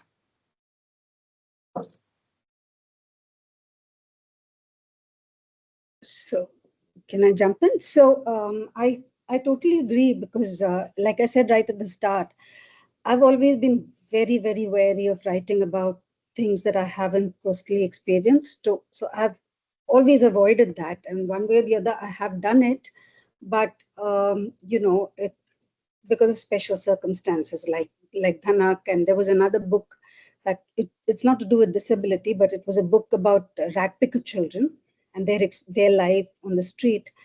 And the only reason I did that was because I was working with Tara at the time, Tara Books, the publisher, and they had done a workshop with these children. And during the workshop, the children had talked about their lives, and we had the entire, we had their own stories there, and we kind of created the book out of. We didn't at all deviate from the essence of their own lives, but I always felt that. I always asked myself, am I the right person to be writing this book? So I agree that, ideally, if a book comes, as Ingeborg said, that when a book has been written by somebody who has been through that experience, it has a different depth to it. And I wish we would have more books with people writing with their own voices. But I mean, it is what it is. I mean, there are people who've written beautiful books, though they are not themselves disabled. So I guess there's a balance to be found, but it's hard to say, because we do need more books. So if we found this in other areas as well, as publishers, that if we waited for own voices, we sometimes wouldn't get the books that we needed, that we felt needed to be out there. So that is a bit of it's a tough question, but one has to negotiate that all the time. Yeah, can I also say that when I said that I wasn't really interested in the author's position when looking for these books, that's also because that hasn't been like the biggest question for me, if the author has a disability or not. And that was my point with what Åshild said as well, as that, yeah, even though she has lived with a disability, she doesn't know everything, so she can't possibly be the one writing all the stories. But I mean, that she can write all the stories, but she also has to do research. That was my point. But I think this is a book that hasn't been translated, so I know many probably haven't read it. But I think what I found interesting, though, that she felt like she could go a bit further into, was some of the maybe more taboo aspects of the experience of being a child with a disability, because she goes quite far into, for example, how this character is bullied from other children and how they use derogatory words against her, that I felt like, whoa, I haven't really read these kind of words in print books for this for quite young readers, and I think that was a bit interesting that she felt like she could go into what is kind of taboo, what you're not supposed to say, because she felt that she had this authority then. And I'm not saying that I do not want a lot of children's books dealing with disability where the character is bullied and has to experience those kind of words. So that's not something to strive for, I think. But I think it was quite interesting in this book. Yeah. That's such an interesting point, and it really came up when I was writing Sing If You Can't Dance. And sometimes, so this is, although it's a term I'm ambivalent about, I think the Own Voices movement is really important, but I think it can lead to people expecting you to talk about things that you don't want to. So there can be an issue with privacy and dignity, especially with disability, when people think if you say you're an Own Voices author, you want to talk about your entire medical history and share information that is only for your doctors. So it is an Own Voices book. And sometimes in the editing, my editors were like, oh, should you be saying this? And I was sitting there going, this is a book where it's not autobiographical, but I'm drawing on some experience. And I have a complicated relationship with my loss of mobility, and I don't feel very positive about it a lot of the time. And the idea that I have to see it as a positive thing, to think that disabled people are fully human and worthy of everything that everyone else is worthy of, is rubbish. And so if I want to look at the complexity of what that feels like, I know that complexity, and I'm not doing it from a perspective of self-discrimination or hatred. I'm trying to represent something that I don't see in fiction that I think is really important, especially since it's a book that does something that I don't see. I'm not sure I've ever seen it fully, a change in mobility where somebody who already has a mobility problem has a worse mobility problem that's not necessarily going to end in death by the end of the book. It's without giving anything away, it's rom-com. It has a happy ever after, or at least happily-ish ever after, like all people do in life.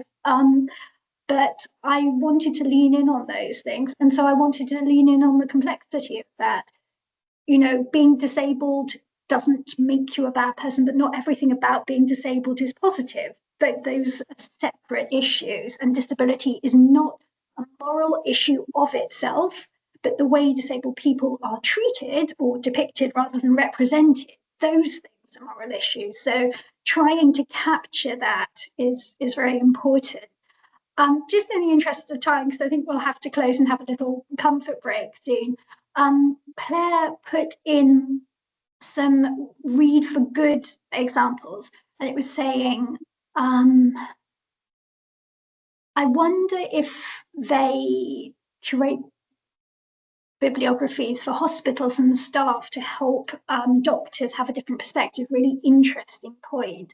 So how can literature be targeted maybe at doctors in answer to Kirsty's point, so that the books that they're reading, if they're reading those types of books or reading them to their kids now that they're grown-ups, are more positive. So it designs support for parents and professionals. Yes, really interesting.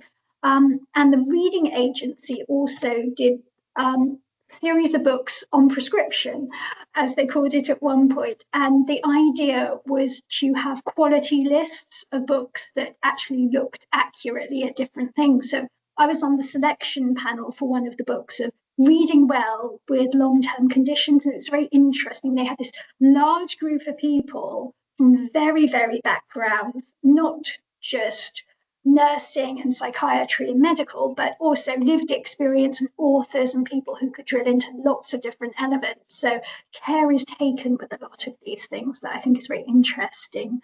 And I think we might have to pause there. But thank you all so very much. And I hope this was interesting so far, and we will be back after the break when we will have a panel discussion. So I'm sure if any of our morning speakers are around later and want to say anything during the panel, we would love to have your contributions there as well. So if you're heading off for your day, thank you ever so much. And if you're not and you do want to say anything later, do raise your hand and I will very happily bring you in on the discussion, because the more voices, the better in this area. Thank you all so much. We'll be back at 1:15 and we will proceed from there. I'm going to leave the recording running just so that we don't have technical hiccups. Have a nice break.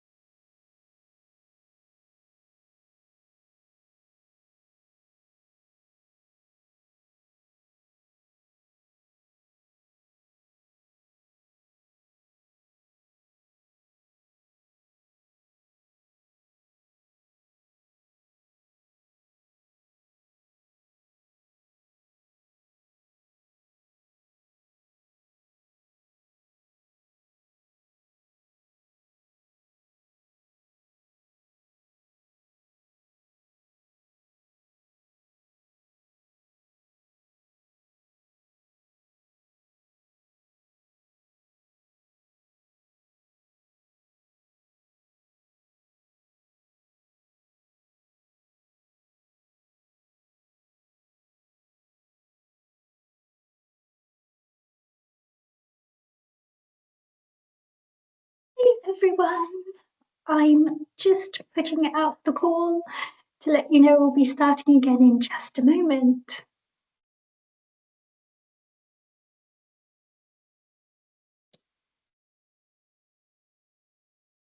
Thank you so much. We'll give it another moment or two to so that everyone can get back to their laptops. But if you are in hearing distance, do come back now, and we will be restarting in a moment.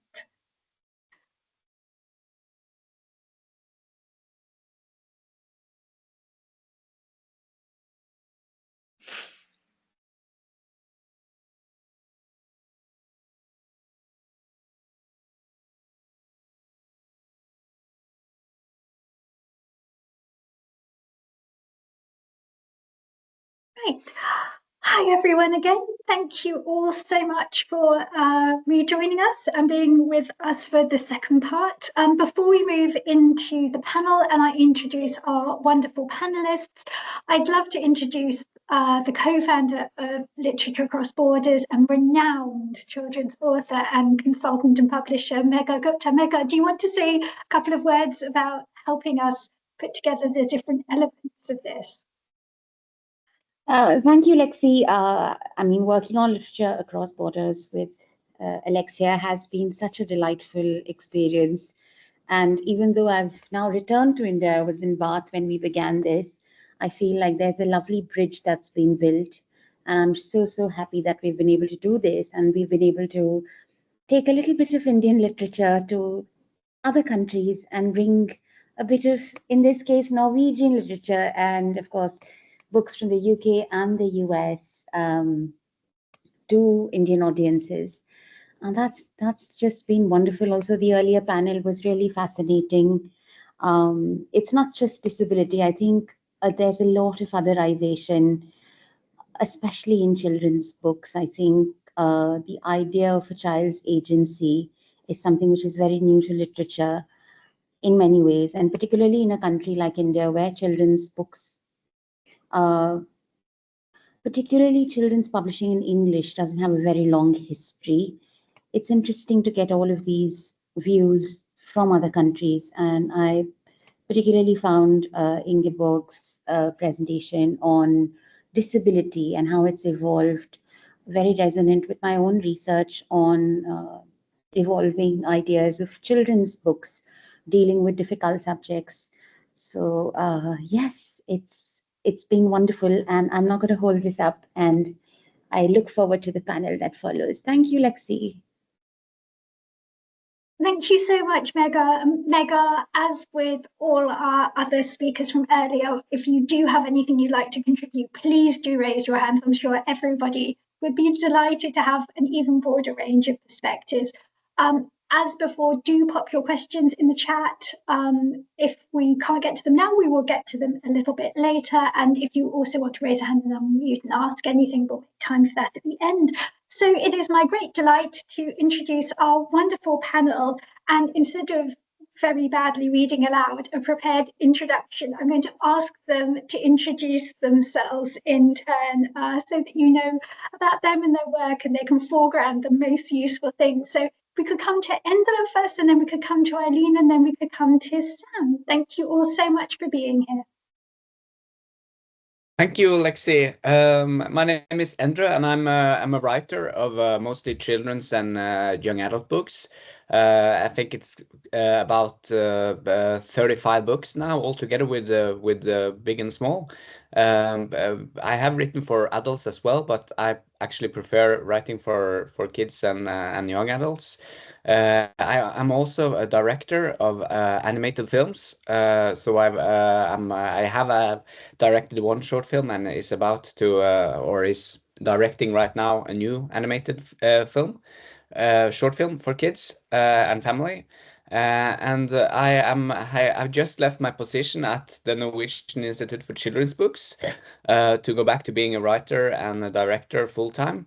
I have been leader of the master studies for a couple of years, and also leader of the department for education and research at the institute. But now I'm stepping down, and going back to being a writer full time.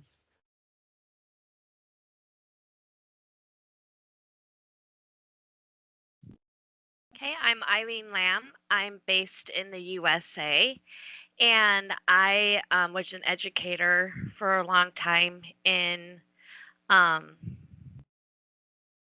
kindergarten, so like 5-year-olds up to 15-year-olds in both regular education and then children with special needs. And then I also have moved over to the writing sector. I write for some articles and do research, and I'm also have transitioned to becoming a more full-time author. So.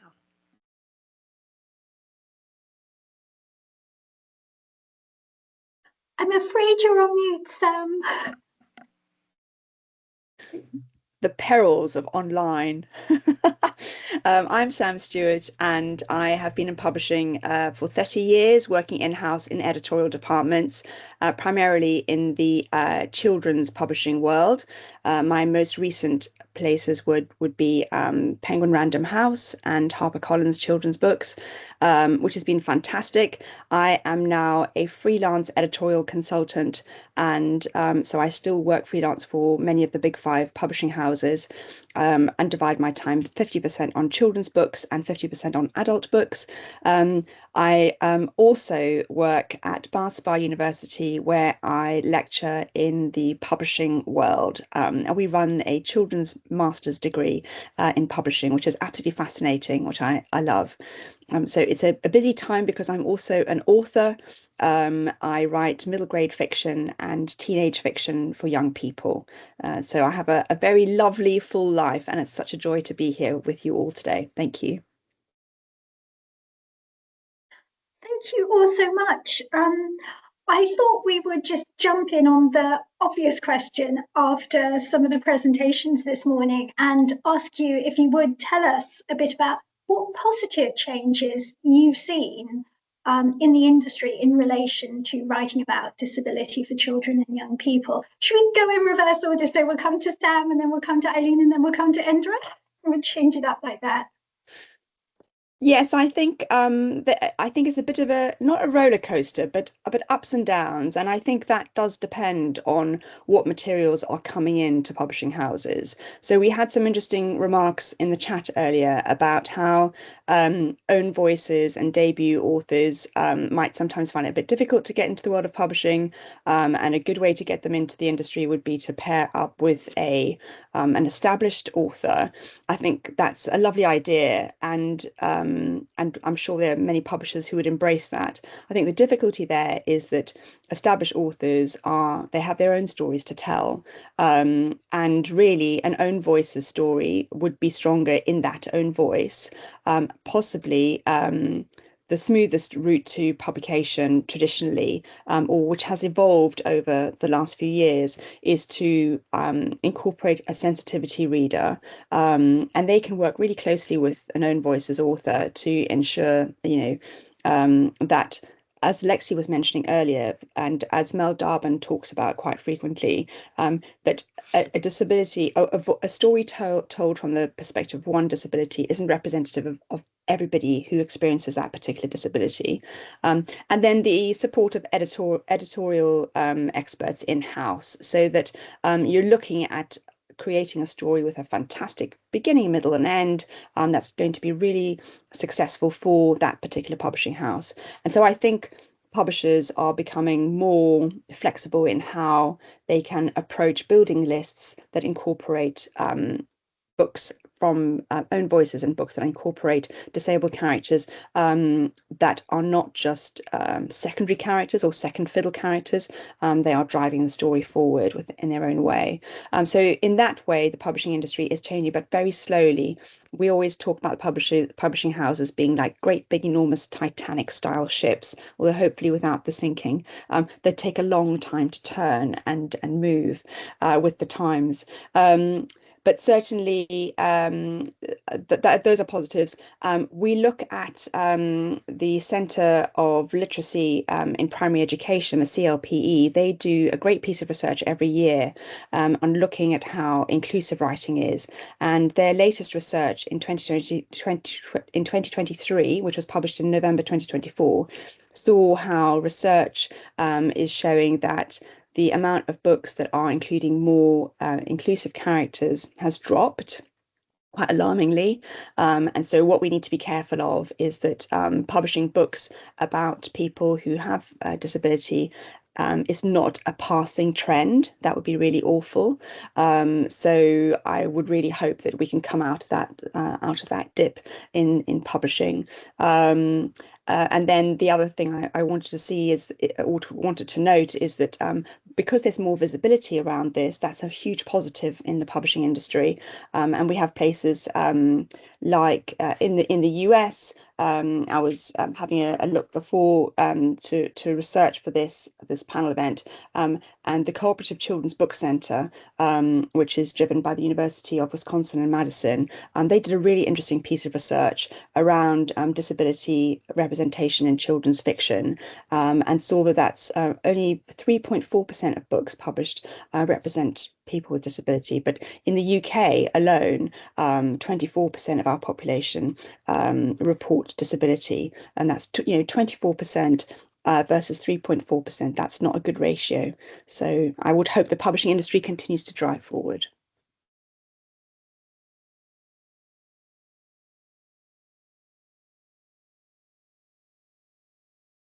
Okay. Yes, I'm seeing the same things over here. There's an increase of disabilities, especially since the 2000s. These stories are reaching more children through mainstream publishing. I even remember when I was a new mother, my daughter has autism, and when she was 2 or 3, I was working really hard to find some books to read to her, and the only thing I could really find were self-published authors that were moms trying to get something out there for kids. But now there's a huge increase. So we're still behind, as you were saying, but there is a bigger increase. And there's also more diverse disability types. I have a really good, my writing partner here. She wrote a book that is the only book for her disability that she knows of. And it was such a cool experience for her to have that out in the world and then get families and children and parents feedback and how thankful they were to be seen in that way. Also, we have an award called the Schneider Awards, and my friend won a few years ago for her book, A Friend for Henry. And when her category had 30 books. But now, just last year, her category had 400. So you can see we're moving in the right direction. Like Samantha says, I hope that we continue going forward. Yes, in Norway, it's also kind of the same situation as Ingeborg was talking about earlier this morning. There are some books now that represent different kind of disabilities in a more where it's more representation than we see them from outside as something strange and different. And there has been several kind of things that has happened the last years in Norway that has made representation of different disabilities and also other minorities of different sorts more natural in both publishing, but also in for instance films and TV series. I did work as a director in NRK, then similar to BBC in Norway, and they had like issued a memo to all people working with children's TV that from now on every every series, or as many series as possible, should have a proper representation of both minorities and also disabilities. So many, if there's a TV series, there will many times be one of them have some kind of disability, and also other minorities will be represented in and also in leading roles, not like the best friend or the sidekick, but as the main protagonist. And in Norway we also have this organization which used to be called Leser søker bok, is a reader seeks books. Seek books, which is kind of there's an organization trying to support writers and publishers that want to publish books for people that for some reason or other have difficulties with reading. So it could be reading difficulties, it could be some cognitive disabilities, and they have been doing this for a lot of years. And when I started as a writer more than 20 years ago, there was a lot of in the publishing houses. They were very skeptical to all these books that were supported by Leser søker bok, because they thought that it was kind of special interests books, and they had topics that very few were interested in. So even some publishers, they didn't want to publish books that had support from that organization.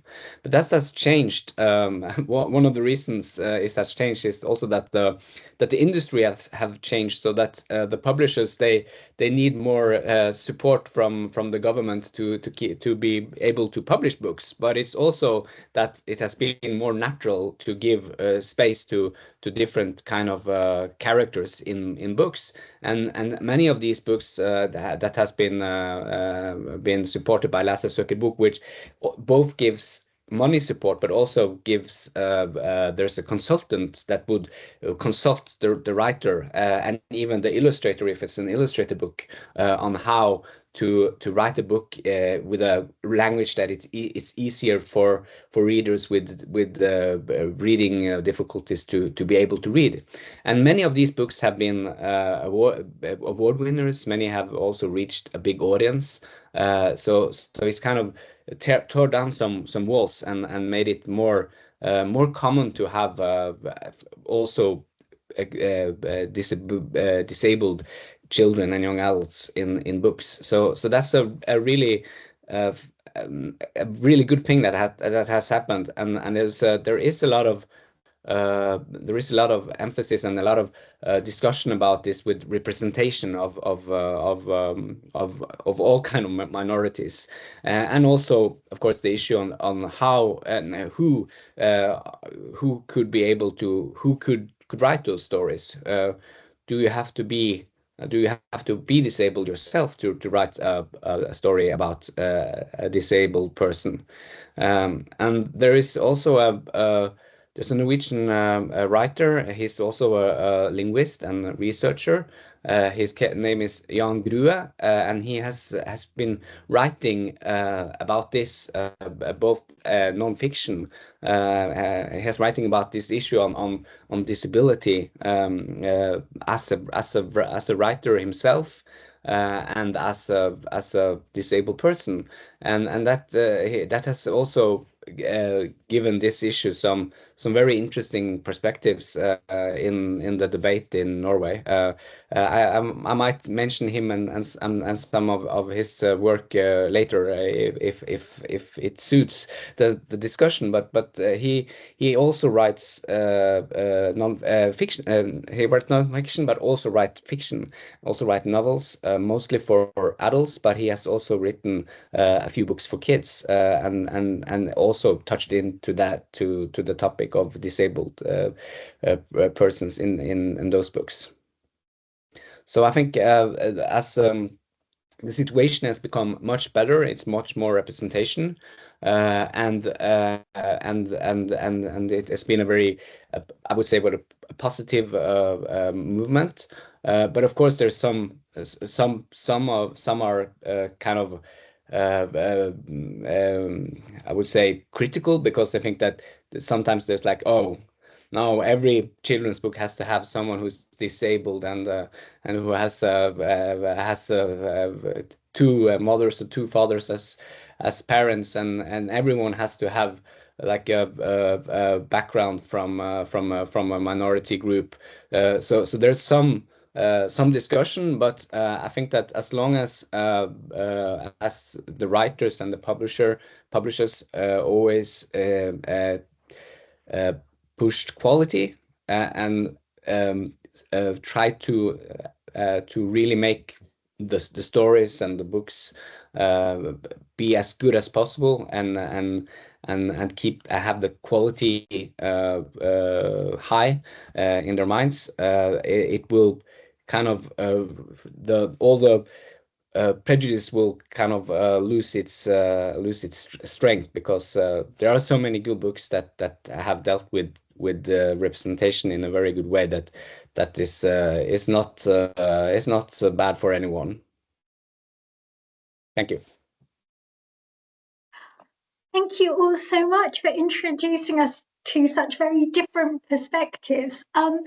I wonder if later on we'll touch on maybe how culture and politics shape all of this, as Endre has. So maybe we should just go in on that while we're on the topic. And just sort of keeping with you, Endre, you were talking about mentioning somebody else's books, but maybe you would like to expand on that and also tell us a bit about, as you were starting to, there's sort of a pushback, a sense of too much representation. I do wonder if it's like that very famous study where men and women were in conversation, and when women talked more than a third of the time in a conversation between two people, men perceived that as women speaking more than they did.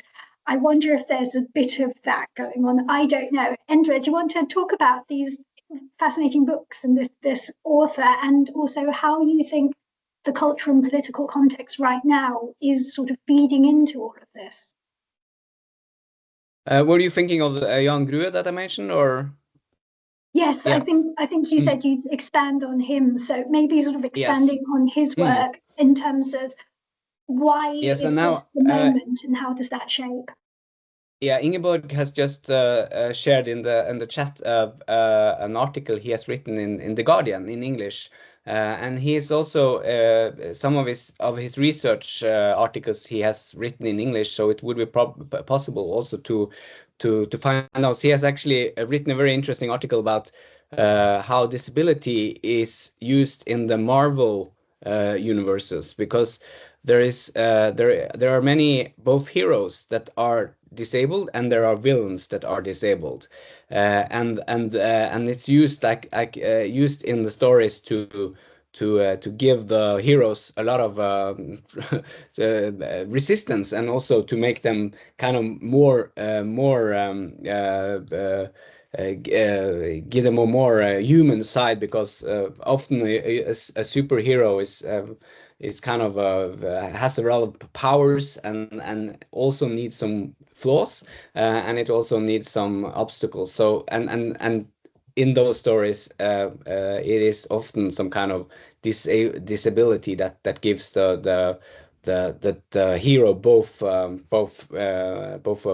flaw and also kind of a vulnerability that will make the audience connect with him or her. But there's also villains that have disabilities, and that are kind of as the article that Ingeborg has shared now, the villain often in James Bond movies is often someone with some kind of disability, and that makes him mostly it's him more ugly and more terrifying and more of a monster, which is of course a kind of representation that is not a representation, but kind of only represents all the I lost the word now. Sort of the mis images we have of disabled people. But when it comes to Jan Grue's essayistic non-fiction books, which are really well written, and also shows how even though he has tried, because he's an intellectual, and he has been in academia in all his adult years, so he's kind of tried to use language to kind of get rid of his disability, because he's in a wheelchair and has some kind of muscle disease that makes it that he has to be in a wheelchair and can't move freely. So he has tried through language to kind of become able, but even in language he has experienced that the language is also keeps him disabled, because all of the language he uses to describe his own situation, he needs to tell that he is he's something different from all those that are not disabled. And there is so much of the kind of experiences also that he experiences with his body that also others him in the world, and and how he is kind of trying to write about his own situation. For instance, when he's traveling, he needs to on the plane, he needs to have his wheelchair with him, and he's totally lost without it, because he can't go anywhere, and then he, as a passenger, he is like a partial. He's like it's like an object that is moved from one place to another, and that is kind of it's have a big impact on his traveling, for instance, and that is also the experience he has from his everyday life, that he is looked upon. The people will always look at him and think about his condition, about his wheelchair, and that he will always be something different from the others, which is an experience that I think that is really hard for someone who doesn't have a disability to understand, and I think it's really something that we that don't need a wheelchair can learn a lot from reading his text from his point of view. So I think I myself have got a lot of understanding out of those texts that he has written. He has written 2 essayistic books about his life and and how he's struggling with this disability, and he's also he's also a very acclaimed writer, especially of fiction for grown-ups, but I also written some books for kids, and in one of those books there is a boy who wants to become a superhero. He has no disabilities, but he's trying everything to become a superhero. But everything he tries, he just makes bigger problems, because if he tries to fly, of course he can't fly. So then he puts himself in jeopardy, and if some villains they can put out fire, but when he starts a fire to put it out, it's only get a big problem for him. So in the end, he doesn't become a superhero, but in the end, the conclusion is that he needs to study more to understand how he can become a superhero, and that is actually kind of what the story of Jan Grue is, that he became like a intellectual that were really into language and linguistics and to research. That was kind of his superhero, or his superpower.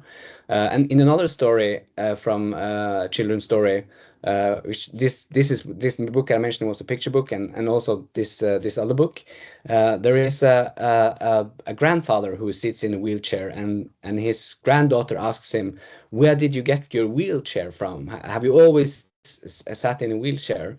And he starts telling the very fantastic story of how his father, who was an inventor, tried to get a wheelchair for him, or something that could make him move around, and it's like every all of the kind of stories of the kind of wheelchairs he talks about, they are different kinds of fantastic animals that can move him around, like a monkey who can carry him, or there's a dolphin that he can ride in the water, and they all have different flaws. There's something with them that he can't use that animal or that animal because it has some impracticality with it.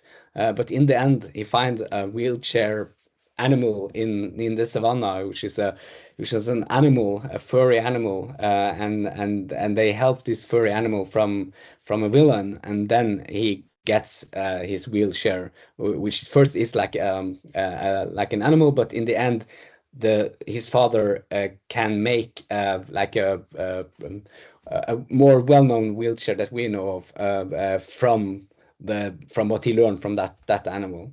So and I think it's very interesting what you were saying, Lexi, that as a disabled person, you don't want to be the disabled person all the time. You don't want to always be the writer that has to tell about your health condition and all the private things about your health and the difficulties and the talks and the discussions with the doctors and the healthcare systems and whatever, because that you have to struggle with all the time. And as a writer, sometimes you don't want to represent that. And I think that is also something that I see in Jan Grue's children's books, that is, of course, he takes in himself and his background in different ways. But for instance, the superhero story, there is no one is disabled in that stories, because I would guess that in his mind, that's not the main thing. Of course, with being Jan Grue, it's not that I'm disabled. It is all the things that he cares for and all the things that he has passion for. So I think it's important to have that in mind as well. That well, we are all people, and as a disabled writer, you don't want to be the one always representing the disabled person. Yes, I obviously completely agree. It's very interesting to be invited to talk about specific things you have expertise in, but it's also very nice to be invited to talk about things you've worked hard to achieve expertise in, rather than things that have just come to you because of life. So I think that's a good description of that. Sam, I know you wanted to jump in, so please do. And then Eileen, if you have any thoughts on that, please do. But come to Sam. Thank you. Yeah, I was so interested to hear, Andre, about your about Jan Grue and the experience of being in a wheelchair, because that can be really dehumanizing. As you said, you become an object that has to be moved from one place to another without any of your own agency. And when I was working at HarperCollins a few years ago, we published a book by David Baddiel, who, for our international delegates, I just need to explain that he is quite a highly regarded presenter. And he wrote a song called 3 Lines on the Shirt, which whenever there's a football game on, you will hear this song being chanted out at volume.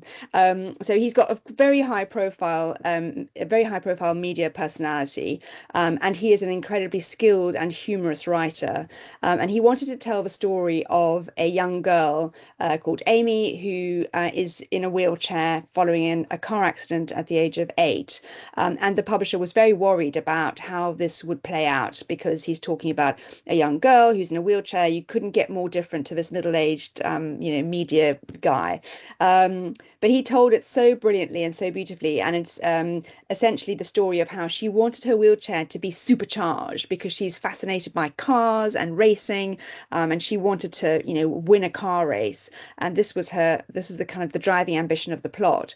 And what was so great is the way in which the writing process process developed and unfolded, which is David wrote his book brilliantly. The sensitivity reader had a good look at this, mentioned a few things, and woven into the story are all kinds of other complexities. But as you mentioned before, Lexi, it was definitely driven by personality and humor and the character of this young girl. And her best friend, I can't remember what his name was. I've written it down here somewhere. But yeah, a young guy who's helping her make her supercharged wheelchair. And so it was called the Taylor Turbo Chaser. And whenever David Baddiel recorded his audiobooks, I'd have to go and sit in the audio studio as well, because as any writer knows, when you read your book out loud, you realize some things that you really want to change desperately, except that when you get to the stage of audio recording, the book is generally on the point of publication or has already been printed. So my job was to go in there and to calm David Baddiel down and say, actually, David, that sentence is perfectly fine the way it is, or else to say, yes, you're right, let's make these changes. And what I was so invigorated by was the fact that the audio reader, the reader of the book, was a young woman in a wheelchair. And so that representation went straight from, the pen of middle-aged white guy into, all the way through that. How can we be authentically responsible, ethically responsible? But my heart was in my throat because, I'd worked on this book throughout, and here we are now, and it's the first reader really outside the publishing house, and it is somebody who is disabled. And she read the part, and at lunchtime I went over and I said, "So how are you finding the book? Are you enjoying it? Is it interesting?" And she said, "Yes, I love the book, and it's really great." And I had to take a deep breath and go, "And is it authentically representative?" and she said yes, but how wonderful to have a story about a person in a wheelchair that is, yes, it's all about turbocharging the wheelchair, but it's an adventure for children, and it's fun and it's pacey and it's plot driven. She doesn't get to come out of the wheelchair at the end. She knows that she's in a wheelchair for her whole life. So that was just a really interesting experience for me. And the other book I wanted to talk about was obviously, with lots of different jobs in my life, I have to say my hardest job is being a mum. And I was so interested when my children were in primary school and they have their set works, the books that they read in class all together. And I can't remember who raised it earlier in the chat about, are these kinds of books focusing on disabled characters, are they making it through to the medical profession and having an impact there? And it was interesting to hear you say, Mega, about your friend who's got these kinds of books going into wards and hospitals. But really, taking books about disabled children into school environments, you've got such a massive captive audience there, young minds, and being exposed to people perhaps like themselves or perhaps unlike themselves was astonishing. Has astonishing impacts. And my children read the book by R.J. Palacio, Wonder, about somebody with such massive facial differences. And I, as an adult, have been afraid to read the book because I thought it's going to be terribly sad. I'm going to be very upset by it. My empathy levels are going to be on high alert, and I'm just not going to be a fit person to speak to for a while. But wow, what an invigorating and uplifting and incredible story that is. And what I loved about it was that it was just the biggest feel-good book, despite the fact that there's so many issues and obstacles that are in the way of those characters. So yes, I just wanted to share that kind of school experience and how a book that is beautifully written and beautifully told, can have such massive impact on our understanding of other lives and other experiences. I'm going to stop babbling on now. Thanks. Just to piggyback off of you guys, what I found interesting to prepare for this, I talked to a lot of my friends that have published a wider range of books on children with disabilities, whether it is their own representation or their children or their experience. And all of them, their main frustration, not the main, but a main frustration is where the book ended up being shelved. So, like I mentioned, a friend for Henry, Jen was so frustrated that it was when it finally made it through all of the red tape and all of the hurdles you have to do to get your book out there, it was stuck in like a niche section of like kids with disabilities. And her friends and her and went to the librarians and the libraries and just said, like, this is a children's book. This needs to be in the children's section. It shouldn't be in the section for parents with kids with disabilities. They're for all children because, you know, it's important, like the article that Lexi referred to, mirrors, windows, sliding glass doors. It's also important for the kids to see themselves and then other people, other children to see other and feel other experiences, the window part of it. And how are we going to have them in these books in the mainstream if they're tucked in a corner where only a niche section of children and parents and teachers are going to grab them out, and then it will feel like they're more different, and then I think that if we could get them more into the mass sections, it can change things culturally too, because then it's not strange, it's just part of an experience, just like growing up with a dad and no mom can be an experience. Does that make sense? And then as far as the US, we've had a lot of we have a lot of movements going on right now.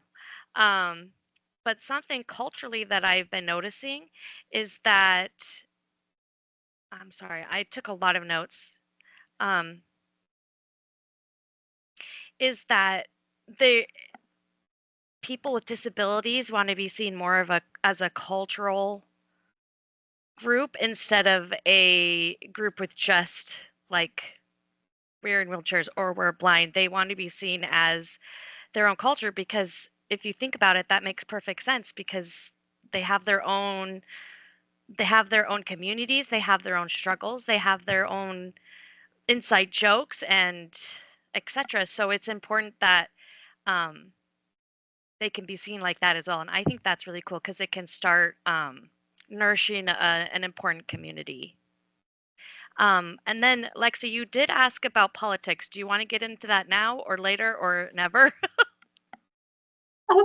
As much or as little as you, I think, because we're trying to be very global, a sort of light touch Okay. over the top of what can we draw from this so that we don't get too controversial, and also there may be things that other people don't know about the US context. So what can we draw from this as a big group looking at this issue? What helps and hinders? I can tell, Samantha, I know. It's a hot topic. Everything is kind of a hot topic right now. We're in a political climate where libraries are facing complex and tense challenges, not only with disability representation, but other representation for youth, like the LGBTQ communities.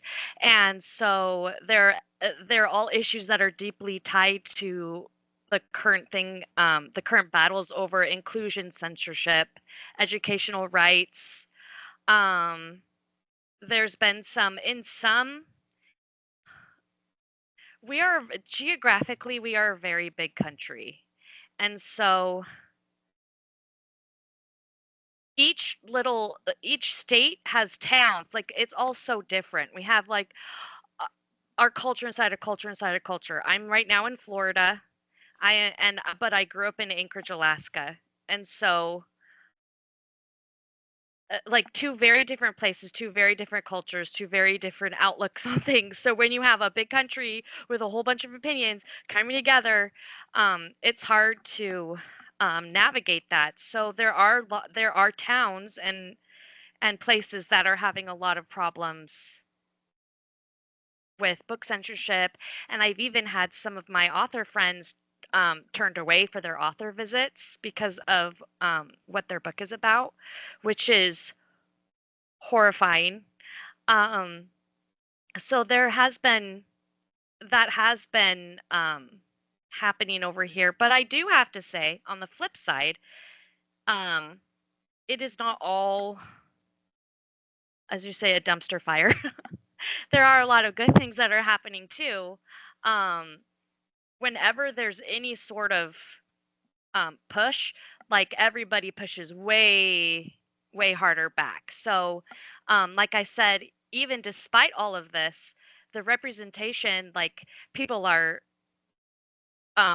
buying the books that need to be bought to show what is needed in this country, pushing against the book bans, writing articles. And so Florida is known as a swing state, so we can go on one side of the political spectrum to the other. And so you would think that this would be really crazy place right now, but it's actually been really cool because through literature and navigating what our children need and what our communities need, we're coming to understandings and learning more about each other through these hard discussions. It can get very heated, and some people can be very dramatic, but that is how things change. You know, you need to have some resistance to get people to fight for a bigger change. So I hope that helps. I mean, obviously, there's this could be a separate thing. And Samantha, if you have anything, like, I'm not in the publishing industry like you are, so I'm sure you have a very fascinating view of everything. Yeah, pen is mightier than the sword. Yeah. Yeah, absolutely. I mean, the outrage is massive. We have a magazine over here called the Bookseller magazine, which is, the sort of the mouthpiece of the publishing industry. And there is a lot of outrage and people, I guess it's a bit like a swing state here where you have people going, no, this cannot be actually happening. And other people going, it is happening. And how do we stop it? But I think not only is the pen mightier than the sword, but also the book buyer, the readers of the world, taking a stand and saying, no, we want to read about people other than ourselves. We embrace people other than ourselves. We look at a phenomenon like Alice Oseman, who wrote the Heartstopper series and contributed something crazy like, I don't know, I think the creative industries export in 2022 was something like £42 billion, and she contributed more than I can't remember the exact data now, but 60% of that was just about the Heartstopper series, about this sort of same-sex friendship and relationship that develops from that in a really beautiful, organic way, into a massive global franchise. And those are the things that speak to the people in the communities who are embracing those kinds of things. And we spoke earlier about how learning disability was one of the most underrepresented learning disabilities. But if we look at the mega brand of Percy Jackson and the Lightning Thief, where Percy Jackson has got such severe dyslexia that he struggled his entire school life, and then he becomes this incredible superhero, and the dyslexia seems to be a sort of a symptom of his superpower. So yes, and so you have the ability of the very young being able to see themselves in books, and people like Rick Riordan, who wrote Percy Jackson, being such an important mouthpiece politically, in just being calm and having a very grounded response to this sort of thing, which is really, there's no need to overreact, because the whole idea that we would ban books about people with difference or disability or anything like that is so ridiculous that actually the global population will not stand for it and will continue reading books about difference and will continue buying books about difference, which is what's so heartening. And it makes us feel more like a global community. So yeah, that's my tuppence worth. Thank you all so much. I'm always so fascinated by how different contexts really do shape quite a lot of what we do, because it changes what we feel we can write in order to be published, or how much struggle and which fights we're willing to have to get some stuff out there versus not. So thank you all so much, and do expand on that. Everyone else, do pop questions in the chat or raise your hands as you wish. But I thought that one thing it would be really interesting to know is, what would you like to ask each other or anybody else who's been speaking today? Does anybody have a burning question where you think, oh, I wish we touched on this and we haven't, or I would love to know X, Y, Z. So do raise your hand and ask a question of everyone else, because it shouldn't just be me filtering questions. That's just one perspective.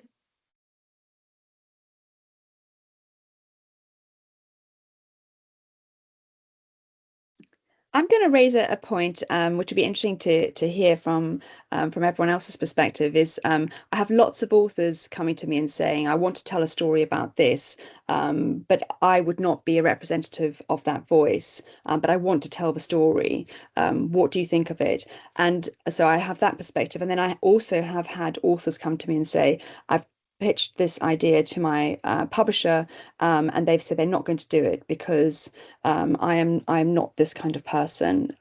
What should I do? Should I pursue my project or should I leave it? What are other people's perspectives on that?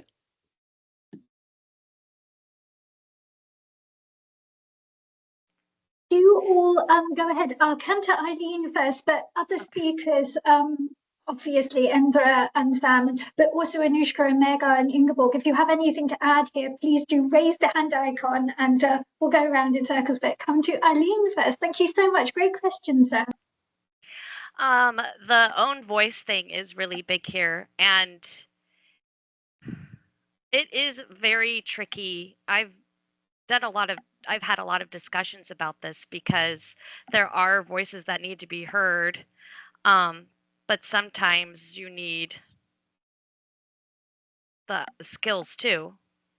So the only ways that we figured out how to make it possible and still be able to have advocacy for the voice that needs to be heard, but also if the book is not well written, then it's not going to get anywhere. And so it's actually really complicated. So we've just discussed partnerships, having have due diligence done about making sure that that is a clear voice and a true one to the perspective that you need to be writing. But it is really complicated. I know that I had started a book a couple of years ago, and maybe it'll get out one. I don't know, but the character is based on my oldest daughter, the one with autism. And as I was writing it, and I was doing my master's in writing at the time, and I just started to feel like, because I'm just her mother, and yes, it wasn't really about her being autistic, I was worried that it would not be welcome in the space because the own voice was so strong, that movement was so strong here, that you kind of felt shame if you were like trying to publish on behalf of something that you didn't experience personally. And so yeah, I'm curious what you guys think too, because it can be it's kind of dicey over here still, I think. It can be a really complicated landscape, can't it? Come to Anushka and then we'll come to Indra, please. Thank you so much. I always forget to put on the mic. So, yeah, so when, like I said right at the outset, I've always been very wary of writing about things that I haven't experienced. But, you know, I also think that it would be a great loss if we only have books in own voices, because there are people who have wonderful things to say. So I always go back to something that Jacqueline Woodson, you know, the author of Brown Girl Dreaming, she wrote this beautiful piece, I don't know if any of you have read it, about how she approaches this whole question of own voice. She's written, I don't know if it's already out, but she was writing a book then about a Jewish girl. And she was a little hesitant, of course, about whether, and I think what she felt was that because her girlfriend was Jewish, she had a kind of entry into that world of the Jewish girl, which she felt was authentic enough that she could, she then felt okay to write about it. So a very nice example that she gives in that article is that she says that if you're going to write about my community, for instance, the Black community, so then you need to have if you're going to write about my family, then you're going to have eaten at the table with us, which I thought was a really nice way of putting it. So you need to have some kind of into the community or the space that you're writing about. And I think, everyone should just read that article by Jacqueline Woodson, because it's so beautifully written. I'm trying to paraphrase it and not doing a great job of it. But I think that really talks to what, the problems that we've all faced with, how do you write, how do you deal with this whole own voice thing. Yeah.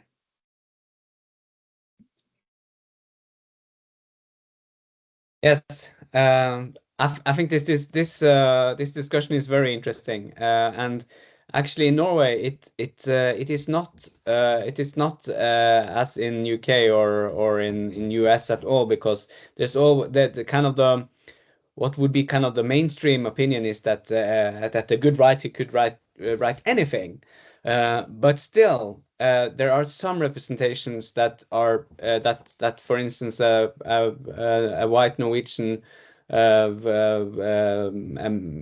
voter like me could never do. For instance, it would be really hard for me to write a book from the point of view of a Sami person. Sami is the indigenous people of the north of Europe, and it's also very important that the Sami represent themselves, because they have been misrepresented, and there are a lot of racism against Samis. So it's really important that we get Sami voices heard, and that they write their own stories. But I have myself tried writing books that from the point of view of people of someone with backgrounds that I don't have, like both from I've written a book called Super from the point of view of a blind girl. But that was actually a project that I was asked to do. There was a project where there's a special library for Braille books and audio books, and they wanted an author to write a book with a blind main character, in order to try to get kids to want to read Braille, because there were very few blind kids that wanted to learn it, because they could listen to audiobooks instead. And then the librarian that led this project, she put together like a group of young adults that from the blind community, and we had some seminars where they met, and they both told me about their kind of experiences as blind young blind people, and they also read the script as I was writing it. So they read the drafts, and they corrected me when I was wrong. For instance, I wrote that the girl was going around with her walking stick in her apartment, and they said, "Oh, we would never do that. We always know where the walls are. We're not stupid." So they helped a lot, and kind of corrected me when I was wrong, and I also spent time with them, both interviewed them, and when they were together, they because they knew each other from previous camps for blind people, for young blind people, so they had their own kind of humor. For instance, they had a lot of jokes on whether they used expressions about seeing, nice to see you and such, and they had this internal language that I could use in the writing.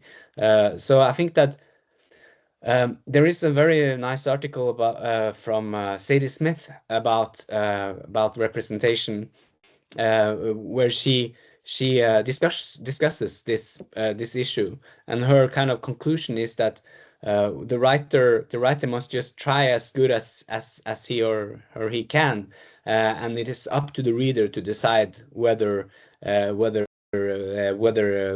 story succeeds or not. And I think that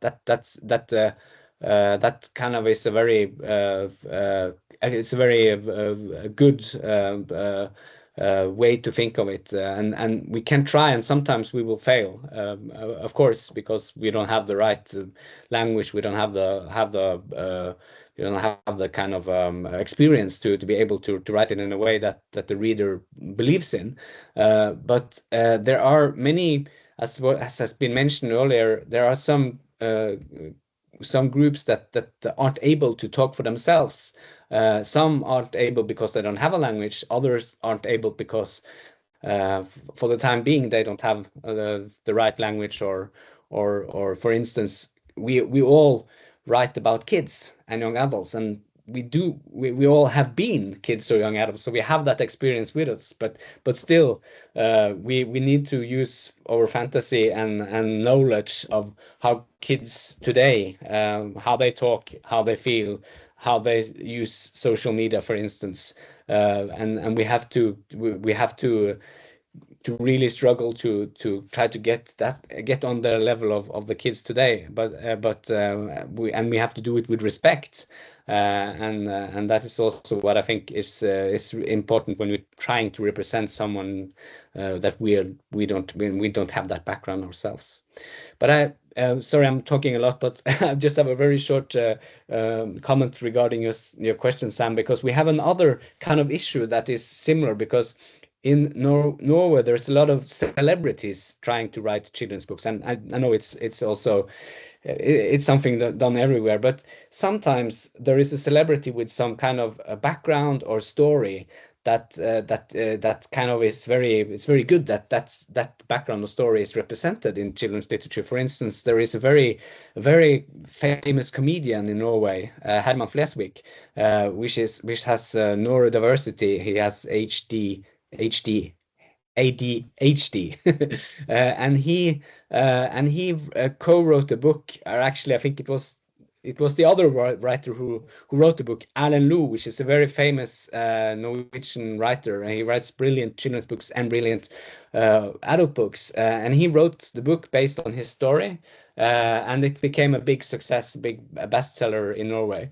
And there are other examples of cooperations like that, there's a celebrity of some sort that makes a story or tells his story or her story together with a writer that know how to write a story.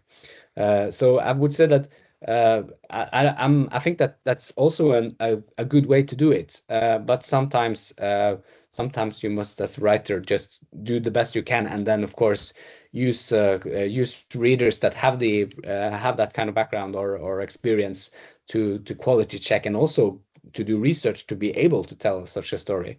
You need to do a lot of research on that particular background or story or disability. Thank you. Thank you so much. Can we come to Eileen, and then Sam, if we can come back to you, and maybe you can add some further thoughts about some of the things Andra was saying about sensitivity readers and exactly how that works and some of your experiences there, because I'm sure people would like to know. If anyone has questions, do pop them in the chat or raise your hand, but I come to Eileen and come to Sam. Thank you.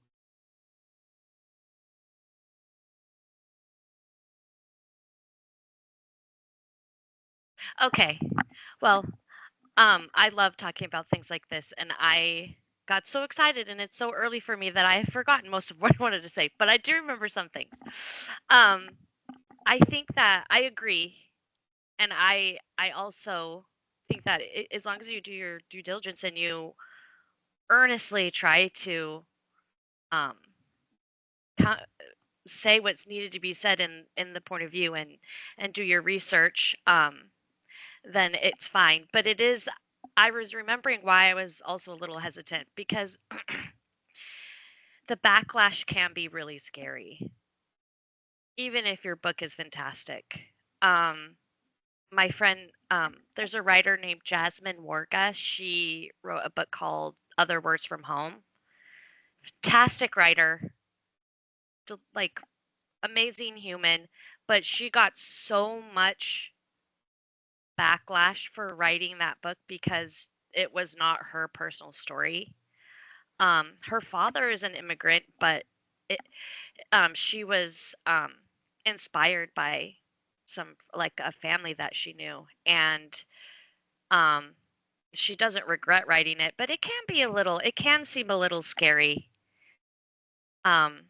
when you're writing and you're trying hard to tell a story and you have to prepare for people not to like it. But I guess that's just being an author anyway. You know, not everyone's going to like your stuff.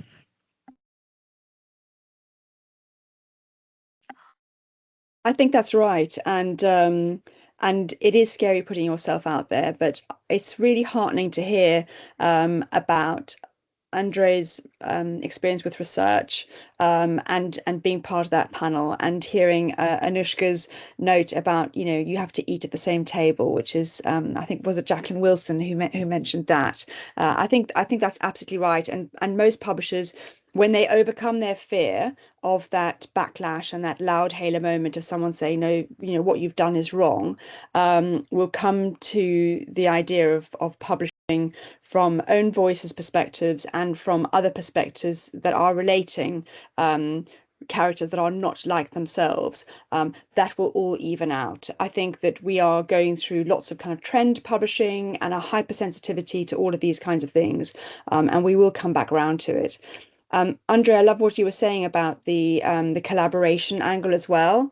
And I think one of the most successful collaborations commercially that we've seen in industry is between Marcus Rashford, who is a celebrity footballer here in the UK, who wrote a series of books called, I shouldn't say he wrote, because of course he didn't.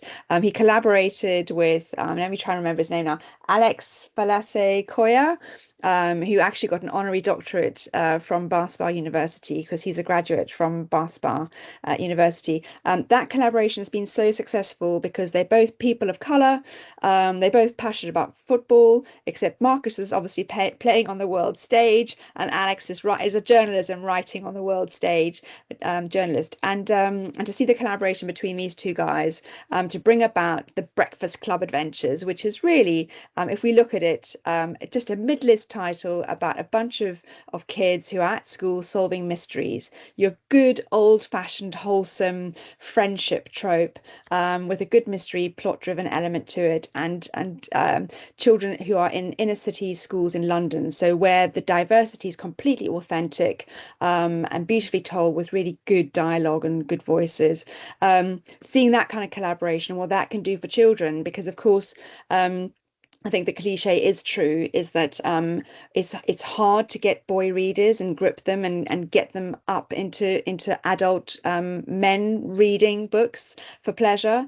So to get these young guys fascinated by football, reading a book possibly for the first time written by their hero Marcus, and to have those two names side by side on the cover of the book, Marcus and Alex together, how brilliant. So collaborations can work so well. They need to be carefully thought out and sort of executed perfectly to get that kind of working relationship going. But I do feel strongly that publishing is very susceptible to trends, very susceptible to social media backlashes.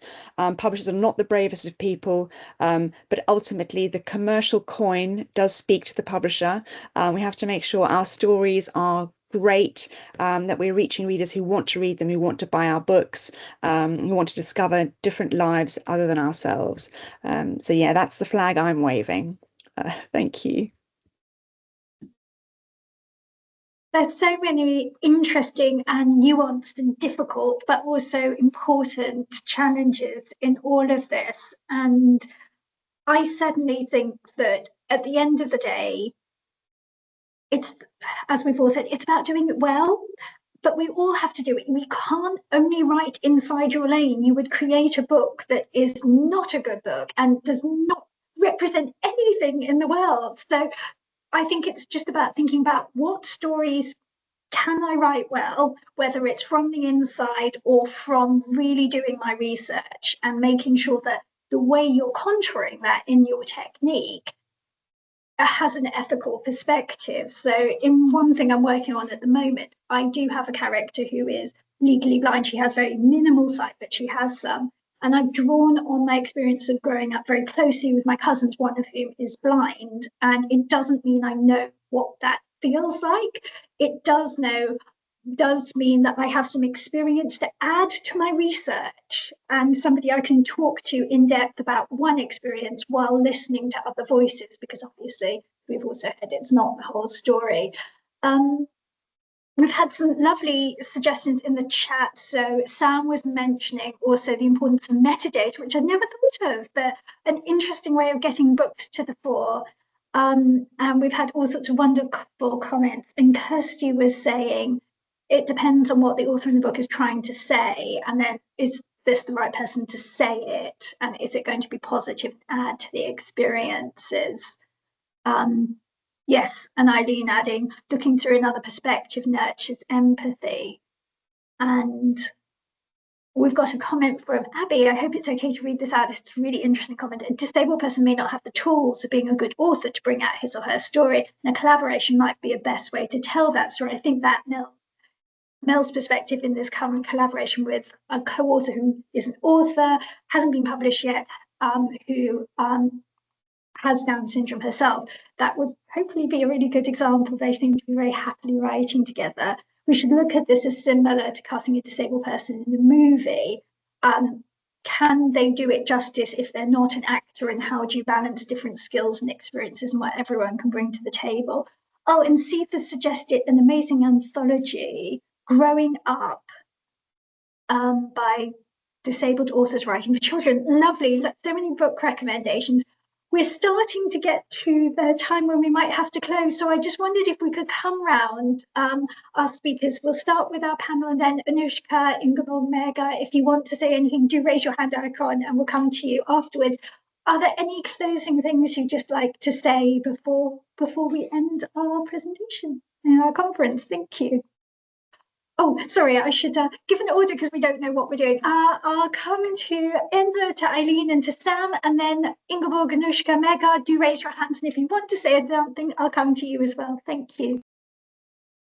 It's been really an interesting seminar with a lot of interesting perspectives, and I'm really happy that we got to do this and got to share these knowledges and these discussions, and I think that there are some of the issues that we have discussed today that are discussions that will keep on going, and that will be kind of up for debate for a long time. For instance, who can write the stories that represent, for instance, disabled people, and I'm really excited about all the things that I've learned today from all of you, and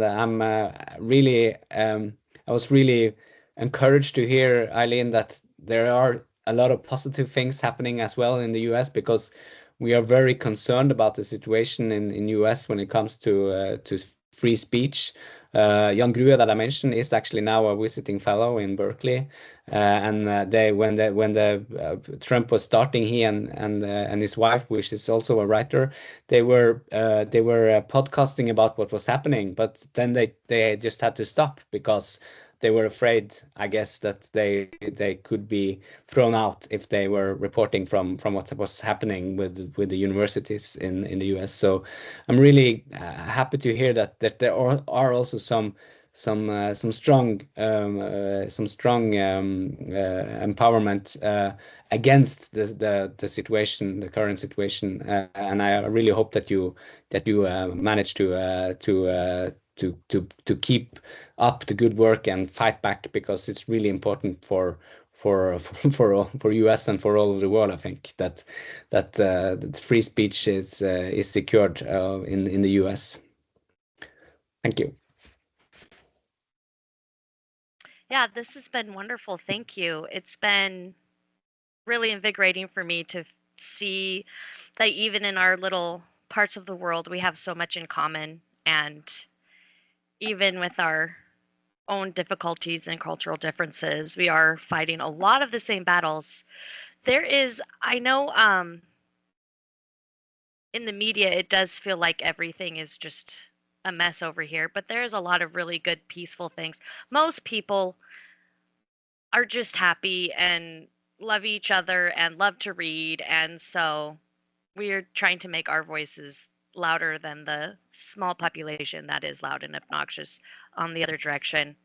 And I would not worry about freedom of speech. We Americans are fighters. We do not give up rights. So no worries.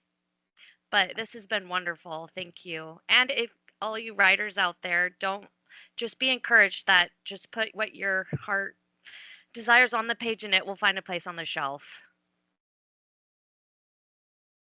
I love that, Eileen. I think absolutely it's so wonderful to have this connection with everybody. Thank you so much to Lexi and Mega for making literature across borders happen, and Andre, having you here, and the other panelists as well. It's been such a privilege to talk with everybody, and also to know that, you know, we have this amazing cohort of young creative writers, old creative writers of all kinds, who are listening and taking heart. And what I would say is, be creative, be imaginative. As Lexi says, work with integrity, do your research, remember to be ethical in everything you do. And as Eileen says, you know, you will find a place on the shelf. Publishers will recognize that for sure. So keep writing, keep reading, keep buying books.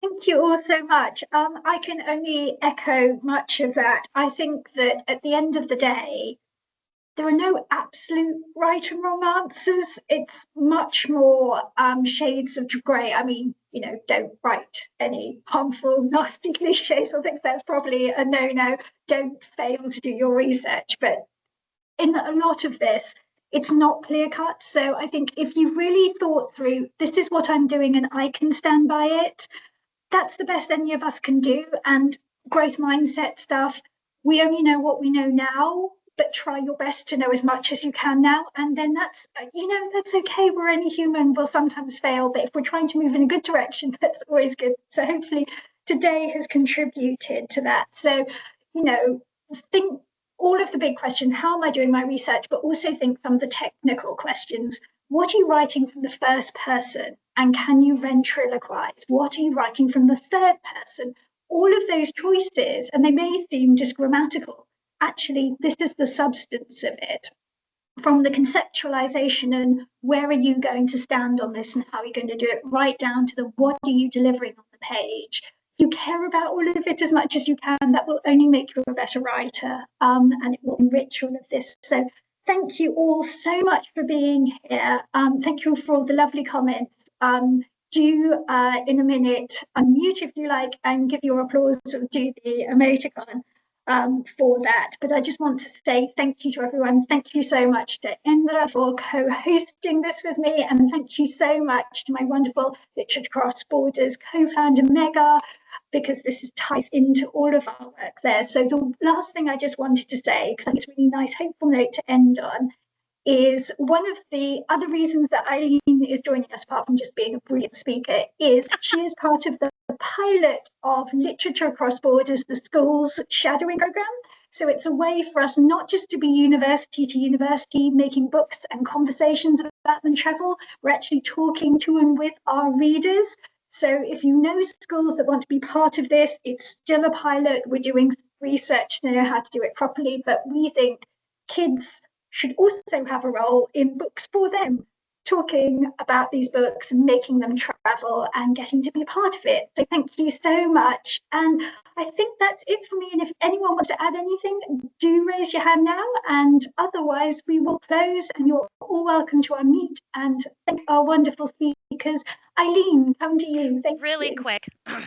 I've been doing lots of reading groups with our books, and it has been so cool to see these kids and their perspectives and how brilliant they are.